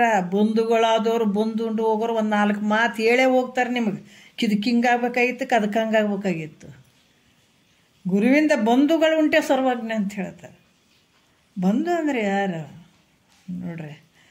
ಸದ್ಗುರುವಿನಿಂದ ಬಂಧುಗಳು ಯಾರು ಅದಾರೇನಾದ್ರೆ ಯಾರು ಇಲ್ಲ. ಅದನ್ನ ಬಲ್ಲಿ ಏನಿಲ್ಲ ನೋಡ್ರಿ. ಬರೀ ನಿನ್ನ ಉದ್ಧಾರ ಆಗ್ಬೇಕನ್ನೋದು ಒಂದೇ ಭಾವ ಇರ್ತದೆ ಸದ್ಗುರುವಿನ ಹತ್ರ. ನಿನಗೆ ಏನು ಅಂಥ ಒಂದು ಆನಂದದ ಗಣಿ, ಪರಮಾತ್ಮನ ತೋರಿಸುವಂಥದ್ದು, ಶಿವನನ್ನು ತೋರಿಸುವಂಥದ್ದು ಅದು ಒಂದಿರ್ತದೆ ಸದ್ಗುರುವಿನ ಹತ್ರ ಮಾತ್ರ. ಅದಕ್ಕೆ ಹೇಳ್ತೇನತ್ತ, ನೋಡಪ್ಪ ಹೊರಗಡೆ ಹುಡುಕಬೇಡ, ಪರಮಾತ್ಮ ಅದು ಪರೋಕ್ಷವಾಗಿ ಅದನತ್ತ. ಅದು ನಿನ್ನ ಬಳಿ ಅಪರೋಕ್ಷ ಅದನತ್ತ. ಅದಕ್ಕೆ ಅದರಲ್ಲಿ ನಿನ್ನಲ್ಲಿ ಅಪರೋಕ್ಷನಾದಂಥ ಪರಮಾತ್ಮನ ಬಿಟ್ಟು ಹೊರಗೆ ಹುಡುಕ್ತೀಯೇನೋ? ಬೇಡ. ಅದಕ್ಕೆ ಬಳಸದಿರ ಅದ್ವೈತವನು ಅಂತ ಹೇಳ್ತಾರವ್ರು. ಬಾಹ್ಯದಲ್ಲಿ, ಹೊರಗಡೆ ನೋಡಕ್ಕೆ ಹೋಗಬೇಡ. ಅದು ಆ ಸ್ವರೂಪನೇ ನೀನಿದೆ. ಎಷ್ಟು ಅದ್ಭುತವಾಗಿ ಹೇಳ್ತಾರೆ ನೋಡ್ರಿ. ಅದೇ ನೀನು ಇದ್ದುಕೊಂಡು ಅದನ್ನು ಬಿಟ್ಟು ಹೊರಗಡೆ ಅದಕ್ಕೆ ಇದನ್ನು ಯಾರು ಅದಕ್ಕೆ ಹೇಳ್ತಾರೆ ಮಹಾತ್ಮರು ಇಂಥವೆಲ್ಲ ತಿಳ್ಕೊಂಡು ಕುಣ್ಕಂತ ಬರೆದ್ರು ತತ್ವ ಪದಗಳನ್ನು, ವಚನಗಳು. ಅದಕ್ಕೆ ಸಾರೆ ಚೆಲ್ಲದ ಮುಕುತಿ ಗುರು ತೋರಿಸದಲ್ಲದೆ ಕಾಣಿಸದಣ್ಣ. ಇದನ್ನು ತೋರಿಸುವಂಥ ಶಕ್ತಿ ಗುರುವಿಗೆ ಮಾತ್ರ ಇತ್ತು ನೋಡ್ರಿ. ಬೇರೆ ಜಗತ್ತಿನೊಳಗೆ ಯಾರಿಗೂ ಇಲ್ಲ. ಈ ರೀತಿಯಾಗಿ ಅವ್ರು ಹೇಳ್ತಾರೆ. ಅದಕ್ಕೆ ಗುರುವಿನ ವಚನ ಕೇಳು ಅನ್ನುವಂಥದ್ದು. ಅದಕ್ಕೆ ವಚನ ಕೇಳಿದ್ರೆ ನಿನಗೆಲ್ಲ ಪ್ರಾಪ್ತಿ ಆಗ್ತದೆ. ಸದ್ಗುರುವಿನ ವಚನೋಪದೇಶವ ಕೇಳಿದೆ ಅಂತಂದ್ರೆ ನಿನಗೆಲ್ಲ ಪ್ರಾಪ್ತಿ ಆಗ್ತದೆ. ಅದಕ್ಕೆ ಈ ರೀತಿಯಾಗಿ ಕೆಲವರು ನಾನಾ ರೀತಿಯಿಂದ ಹೊರಗಡೆ ಹುಡುಕ್ತಾ ಇದ್ದಾರೆ. ಅಲ್ಲಿ ಅದ್ವೈತದ ಬಗ್ಗೆ ನಾನಾ ರೀತಿಯಿಂದ ಬೇರೆ ಬೇರೆ ಮಾತು ಹೇಳ್ತಾರೆ. ಅದು ಅರ್ಥ, ಅದು ನಿಜವಾದ ಅರ್ಥ ಅಲ್ಲ. ಹೊರಗಡೆ ಹೇಳುವಂಥದ್ದಲ್ಲ, ಹಂಗೈತೆ ಅದು ಇದು ಅಂತ ಹೇಳುವಂಥದ್ದಲ್ಲ. ಈ ರೀತಿ ಕೆಲವರು ನಾನಾ ರೀತಿಯಿಂದ ತಮ್ಮ ವಿಚಾರ ಪ್ರಕಾರ ಇದನ್ನು ಅಪಾರ್ಥವಾಗಿ ಗ್ರಹಣ ಮಾಡ್ತಾರೆ. ಅದು ಹಂಗಲ್ಲ. ಅದು ಬಳಸದಿರು ಅನ್ನುವಂಥ ಶಬ್ದಕ್ಕೆ ಹುಡುಕಬೇಡ ಅನ್ನುವಂಥದ್ದು ಅರ್ಥ. ಈಗ ಬಳಸದಿರು ಅಂದ್ರೆ ಮತ್ತೆ ಏನೇನೋ ಅಂದ್ಕೊಳ್ತಾರೆ. ಅದೆಲ್ಲ ಹೇಳುವಂಥದ್ದು ಅಲ್ಲ ಅನ್ನುವಂಥದ್ದು ಹೇಳ್ತಾರೆ. ಅದಕ್ಕೆ ಅದರಿಂದ ಪರಮಾತ್ಮನನ್ನು ಹೊರಗೆ ಹುಡುಕದೆ ನಿನ್ನೊಳಗೆ ಏಕೋಭಾವನೆಯೊಡಗೂಡು. ಅಂದ್ರೆ ನಿನ್ನೊಳಗೆ ಏಕವಾಗಿ ಯಾವುದಕ್ಕೆ ಸಂಶಯಕ್ಕೆ ಅವಕಾಶ ಕೊಡದೇ ಏಕೋಭಾವನೆಯಿಂದ, ಏಕಾಗ್ರತೆ ಭಾವನೆಯಿಂದ. ಅದಕ್ಕೆ ಇಲ್ಲಿ ಮನಸ್ಸನ್ನುವಂಥದ್ದು ಭಾಳ ಭಾಳ ಇದನ್ನು ಹರಿಬಿಟ್ರೆ ಇದನ್ನು ನಿನ್ನ ಪಾತಾಳಕ್ಕೆ ತೊಗೊಂಡು ಹೋಗ್ತದೆ. ಈ ಮನಸ್ಸನ್ನು ಹಿಡ್ಕೊಳ್ಳೋ ಮುಗ್ದಾಣಿ ಹಾಕ್ಕೊಳ್ಳೋದು ನಿನ್ನ ಕೈಯಾಗದದು. ಅದು ಯಾಕಂದ್ರೆ ಮನಸ್ಸು ನೀನು ಅಲ್ಲ. ಅದು ನಿನ್ನಲ್ಲಿ ಆಟ ಮಾಡಕತ್ತಿದ್ದು ಮನಸ್ಸು. ಅದನ್ನು ತಿಳ್ಕೊಳ್ಳೋನು ನೀನು ಇದೆ. ಅದನ್ನು ಮುಗ್ದಾಣಿ ಹಾಕೋವನು ನೀನೇ. ಅದನ್ನು ಹರಿಬಿಡೋವನು ನೀನೇ, ಅದನ್ನು ಹಿಡ್ಕೊಳ್ಳೋವನು ನೀನೇ. ನಿನ್ನ ಕೈಯಾಗ ಐತೆ. ಅದು ಯಾವಾಗ ನೀನು ಹೊರಗೆ ಬಿಡ್ತಿದಿ ಅದು ಬಂಧಕ್ಕೆ ಒಳಗಾಗ್ತದೆ. ಅದು ವಿಷಯಾದಿಗಳಿಗೆ ಅಲ್ಲಿ ಸುಖ ಐತೇನು, ಇಲ್ಲಿ ಸುಖ ಐತೇನು, ನನ್ನ ಮನಸ್ಸು ಯಾಕೋ ಹೆಂಗಾಗ್ತದೆ. ಅದಕ್ಕೆ ಮಹಾತ್ಮರ ವಾಕ್ಯಗಳನ್ನು ಕೇಳಕ್ಕಚ್ಚೋದು ತಾನೇ ಬಿದ್ದಿರ್ತದೆ. ಅದು ಎಲ್ಲಿಗೆ ಹೋಗ್ತದೆ ಅದು ಅಲ್ಲ. ಬಿಟ್ಬಿಟ್ಟು ಅಂತಂದ್ರೆ ಹೋಗ್ತದೆ. ಅದು ನಿನ್ನ ಮಾತು ಕೇಳಲಾರ್ದು ಹೋಗ್ತದೆ. ಅದು ಏನು ಹೇಳ್ತದೆ ಅದ್ರಾಗ ನೀ ಕೇಳ್ಕೊಂತ ಕುಂತೆ ಅಂದ್ರೆ ನಿನಗೆ ಅದು ಸರಿ ಮಾಡ್ತದೆ. ಅದು ಒಂದು ಜನ್ಮ ಅಲ್ಲ, ಜನ್ಮಾಂತರ ಗದ್ದಲಕ್ಕೆ ಹಾಕಿಬಿಡ್ತದೆ ಅದು. ಅದಕ್ಕೆ ಮಹಾತ್ಮರು ಮೊದಲು ಮನಸ್ಸನ್ನು ಹಿಡ್ಕೊಂಡ್ರು. ಏನು ಚಂದ ಹೇಳ್ತಾರೆ, ಬ್ಯಾರೆ ಅದೇನವ್ವ ತಂಗಿ ಬ್ಯಾರೆ ಅದೇನ, ಮನಸ್ಸಿನ ಗದ್ದಲದಿಂದ ಕಡೆಗಾದೇನ. ಎಲ್ಲ ಗದ್ದಲದಿಂದ ಕಡೆಗೆ ಹಾಕ್ಬೋದು. ಈ ಮನಸ್ಸಿನ ಗದ್ದಲ ಎಂಥ ಗದ್ದಲ ರೀ. ಮನಸ್ಸಿನ ಗದ್ದಲದಿಂದ ಕಡೆಗೆ ಮಾಡೋನು ಸದ್ಗುರುನೇ. ಯಾವಾಗ ಆತನ ಮಾತು ಹೇಳ್ದಂಗೆ ಕೇಳ್ಕೊಂತ ನೀ ಹೋಗ್ತಿದಿ ಆವಾಗ ಈ ಮನಸ್ಸು ಅನ್ನುವಂಥದ್ದು ಅವಾಗ ತಣ್ಣಗಾಗ್ತದೆ. ಈಗ ಯಾಕೆ ನಮಗೆ ಬಂದು ಗುರುಗಳ ಹತ್ರ ಕುಂದ್ರಕ್ಕಾಗಲ್ಲ, ಆ ಮನಸ್ಸು ಅನ್ಸುತ್ತದೆ ತೋತೋ ಯಾಕೋ ನನ್ನ ಹಿಡಿದು ಹಾಕಿದಂಗೆ ಕಾಣ್ತದಪ್ಪ ಅನಿಸ್ಬಿಡ್ತದೆ ಅದು ಮನಸ್ಸಿಗೆ. ಅದೇನು ಅನ್ಕೊಳ್ತದ, ಯಾಕೋ ಎಲ್ಲೋ ಒಂದು ಕರ್ಕೊಂಡು ಹೊಂಟಾನಪ್ಪ ಇವ, ನನಗೆಲ್ಲೋ ಒಂದು ಬಂಧಿಸ್ದಂಗೆ ಕಾಣ್ತದ ಅಂತ ಅಂಜಿಸ್ಬಿಟ್ಟು ನಮ್ಮನ್ನು ಹೊಂದಿಸೋಕೆ ನೋಡ್ತದ ಅದು. ನೀನು ಏಟು ಅಂಜಿದ್ರು ಕೂಡ ನಿನ್ನ ಬಿಡಂಗಿಲ್ಲ. ನಿನ್ನ ಗುರು ಪಾದಕ್ಕೆ ಹಾಕ್ತೀನಿ, ಗುರು ವಚನವನ್ನು ಕೇಳೋಕೆ ಹಚ್ತೀನಿ ಅಂತ ದಿನ ಕುಂದಿರ್ತದೆ ಅದು. ಒಂದು 4 ದಿವಸ ಹಠ ಮಾಡ್ತದೆ. ಆ ಕಡೆ ಹೋಗ್ಬೇಕು ಈ ಕಡೆ ಹೋಗ್ಬೇಕು ತಲ್ಲಣಿಸ್ತಿರ್ತದೆ. ಹೌದಿಲ್ಲ, ಫಸ್ಟ್ ಕೇಳಾಗ ಎಟ್ಟದ ಕಷ್ಟ ಆಗಿರ್ತದೆ ಕೆಲವರಿಗೆಲ್ಲ. ಒಬ್ಬೊಬ್ರು ಬ್ಯಾಡ್ರಿ ಏನು ಕೇಳೋದಿರ್ತದೆ ರೀ. ಇದ್ರಾಗ ಏನು ಹೇಳೋದಿರ್ತದೆ ರೀ, ಅದನ್ನು ಯಾಕ್ರಿ ಕೇಳ್ಬೇಕಂತಾರೆ ಕೆಲವರೆಲ್ಲ. ಮತ್ತು ಕೆಲವರು ಏಟು ಕೇಳಬೇಕು ಇದನ್ನು ಅಂತಾರೆ ಕೆಲವರು. ಅದಕ್ಕೆ ಮನಸ್ಸು ಮೊದಲು ಹಂಗೆ ಮಾಡಿಸ್ತದೆ. ಅದು ಕುಂದ್ರಕ್ಕೆ ಕೊಡಂಗಿಲ್ಲ ಅದು. ಯಾಕಂದ್ರೆ ನಾನು ಬಂಧಿಸ್ಬಿಡ್ತಾರಂತ ಭಯ ಇರ್ತದೆ ಅದಕ್ಕೇನಿಲ್ಲ. ನೀನು ಏನು ಅಷ್ಟು ಹಾರಿಡಿದ್ರು ಕೂಡ ನಾನು ಕೇಳವಲ್ಲ, ನೀನು ಇಲ್ಲಿ ಕುಂದ್ರಬೇಕು, ನೀ ಕೇಳಬೇಕು ಅಂತ ಕುಂದ್ರಿಸಿದ್ರೆ ಒಂದು 4 ದಿವಸ ಹಂಗಿಂಗೆ ಅಡ್ಡಿ ಮಾಡ್ದಂಗೆ ಮಾಡ್ತದೆ. ಆಮೇಲೆ ತಾನೇ ಕುಂತ್ಬಿಡ್ತದೆ ನೋಡ್ರಿ. ಹಿಂಗಾಗ್ತದೆ. ಅದಕ್ಕೆ ಈ ಮನಸ್ಸು ಏನಂದ್ರೆ ನಿನ್ನೊಳೇಕೋ ಭಾವನೆ ಒಳಗೂಡು ಅಂದ್ರೆ ಚಿತ್ತ ಏಕಾಗ್ರತೆಯನ್ನು ಮಾಡುವಂಥದ್ದು. ಅಲ್ಲಿ ಏನು ಈಗ ಶಿವಕಾರುಣ್ಯ ಸ್ಥಳ, ಜೀವ ಸಂಬೋಧನಾ ಸ್ಥಳ, ನೀತಿ ಕ್ರಿಯಾಚರ್ಯ ಸ್ಥಳದಲ್ಲಿ ನಿನ್ನ ಮನಸ್ಸು ನಿನ್ನ ಹತೋಟಿಗೆ ಬರದೇ ಇದ್ದಾಗ, ಕೇಳದೇ ಇದ್ದಾಗ, ಇನ್ನೂ ಮನಸ್ಸು ಏಕಾಗ್ರತೆ ಮಾಡ್ಕೊಳ್ಬೇಕಪ್ಪ ಅನ್ನುವಂಥ ಭಾವ ಬಂದಾಗ ಈ ಒಂದು ಯೋಗ ಪ್ರತಿಪಾದನಾ ಸ್ಥಳದಲ್ಲಿ ಹೇಳಿದಂಥ ವಿಚಾರಗಳನ್ನು ಮಾಡಬೇಕಾಗ್ತದೆ. ಅದಕ್ಕೆ ಈ ರೀತಿಯಾಗಿ ಚಿತ್ತ ವೃತ್ತಿಯ ಏಕಾಗ್ರತೆಯ ಯೋಗ ಅಂತ ಹೇಳ್ಸಕತ್ತೆ. ಯೋಗ ಅಂತಂದ್ರೆ ಏನು ಅಂದ್ರೆ ಈಗ ಮಾಮೂಲಿ ಯೋಗ ಅಂದ್ರೆ ಕೂಡುವಿಕೆ. ಟೈಮ್ ಆಗ್ಯದ, ಇಷ್ಟೇ ಹೇಳ್ತೀನಿ. ಯೋಗ ಅಂದರೆ ಕೂಡುವಿಕೆ. ಈಗ ನಾವು ಶರೀರದ ಜೊತೆ ಮನಸ್ಸಿಟ್ಕೊಂಡು ಕೂಡುವಂಥದ್ದು ಒಂದು ಯೋಗ. ಅಲ್ಲಿ ಜೀವ ಪರಮರ ಒಂದು ಗೂಡು ದೊಡ್ಡ ಯೋಗ. ಅದು ಭಾಳ ಶ್ರೇಷ್ಠವಾದಂಥ ಯೋಗ. ಇದು ಯೋಗ ಅಂತ. ಯಾಕಂದರೆ ಇಲ್ಲಿ ನಮ್ಗೆ ಮನಸ್ಸು ವೃತ್ತಿಗಳ ಏಕಾಗ್ರತೆಯಿಂದ ಕೂಡಬೇಕಾಗ್ಯದ, ಅದು ಯೋಗ ಅಂತ ಅನಿಸ್ಕೊಳ್ತದ. ಇದನ್ನು ನೀನು ಮಾಡು. ಯೋಗ ಅಂದರೆ ಯಾವುವು ಅಂತಂದ್ರೆ ಮಂತ್ರಯೋಗ, ಲಯಯೋಗ, ಹಠಯೋಗ, ರಾಜಯೋಗ, ಶಿವಯೋಗ ಅಂತ 5 ಪ್ರಕಾರದ ಯೋಗಗಳು ಹೇಳಿದ್ದಾರೆ. ಅವು ನಿನಗೆ ಯಾವುದು ಸರಿ ಅನ್ನಿಸ್ತೋ ಅದರ ಒಂದು ಯೋಗವನ್ನು ಮಾಡಿಬಿಟ್ಟು ಅದು ಗುರು ಮುಖಾಂತರದಿಂದ ತಿಳಿದು, ಮತ್ತು ನಾನು ಓದ್ಕೋತೀನಿ ಅಂತಲ್ಲ, ಗುರು ಮುಖಾಂತರ ಅದನ್ನು ತಿಳ್ಕೊಂಡು ಅದನ್ನು ಅನುಷ್ಠಾನ ಮಾಡಿ ಅದನ್ನು ಮಾಡಿ ಏಕಾಗ್ರತೆ ಮತ್ತು ಮುಕ್ತಿ ಆಗ್ತಂತ ಅಲ್ಲಿ ಕುಂದ್ರಂಗಿಲ್ಲ. ಏಕಾಗ್ರತೆ ಬರುವಂಥದ್ದು ಮನಸ್ಸಿನ ಸಲುವಾಗಿ ಅಲ್ಲಿ ಯೋಗದ್ದು ಹೇಳ್ತಾರೆ ಅವರು. ಅದಕ್ಕೆ ಯಾವ ಕಾಲಕ್ಕೆ ಇದನ್ನು ತಿಳ್ಕೊಂಡು ಮಾಡಬೇಕು ಅಂದರೆ ತಿಳಿದು ಸಮಯ ನಿಷ್ಠೆಗಳಲ್ಲಿ, ಅಂದರೆ ಇದು ಕೆಲವು ಇವು ಯೋಗಗಳನ್ನು ಮಾಡುವಂಥದ್ದು ಬೆಳಗ್ಗೆ, ಪ್ರಾತಃ ಕಾಲ, ಮಧ್ಯಾಹ್ನ ಕಾಲ, ಸಾಯಂಕಾಲ, ಈ ನಿದ್ರಾ ಸಮಯ ಅಂತ 5 ಕಾಲಗಳಲ್ಲಿ ಹೇಳಿದ್ದಾರೆ. ಅದು ಯಾವುದು ನಿನಗೆ ಗುರು ಹೇಳಿರ್ತಾನೆ, ಗುರು ಮುಖಾಂತರ ಅದನ್ನು ತಿಳ್ಕೊಂಡು ನೀವು ಮಾಡಿದರೆ ಆವಾಗ ಅನುಷ್ಠಾನವನ್ನು ಮಾಡು. ಮತ್ತು ವಿಧ ಭಕ್ತಿಗಳನ್ನು ಅಗಲಿದ್ದರು, ಅಂದರೆ ವೇದದಲ್ಲಿ ಏನು ಹೇಳಿದಾರ ಆ ಶ್ರವಣ, ಕೀರ್ತನ ಇವು ಯಾವ ಬಿಡಕ್ಕೆ ಹೋಗಬೇಡ. ಯಾವತ್ತು ಇವನ್ನ ನೀನು ಇದು ಅಗಲದಿರು, ಅಂದರೆ ಬಿಡಕ್ಕೆ ಹೋಗ್ಬೇಡ, ನವವಿಧ ಭಕ್ತಿಗಳನ್ನು ಬಿಡಬೇಡ ಅಂತ ಈ ರೀತಿ ಉಸಿರುವಂಥ ಸದ್ಗುರುವಿನ ವಾಕ್ಯವನ್ನು ಕೇಳು, ಅವಾಗ ನಿನಗೆ ಮುಕ್ತಿ ಆಗ್ತದ ಅನ್ನುವಂಥ ವಿಚಾರವನ್ನು ಹೇಳ್ತಾರೆ. ಮತ್ತು ಮುಂದಿನ ವಿಚಾರ ನಾಳೆ ಮಾತಾಡೋಣ. ಒಂದೆರಡು ಮತ್ತು ಗುರುಗಳ ಪಾದಕ್ಕೆ ಅರ್ಪಿಸಿ ಹರವು.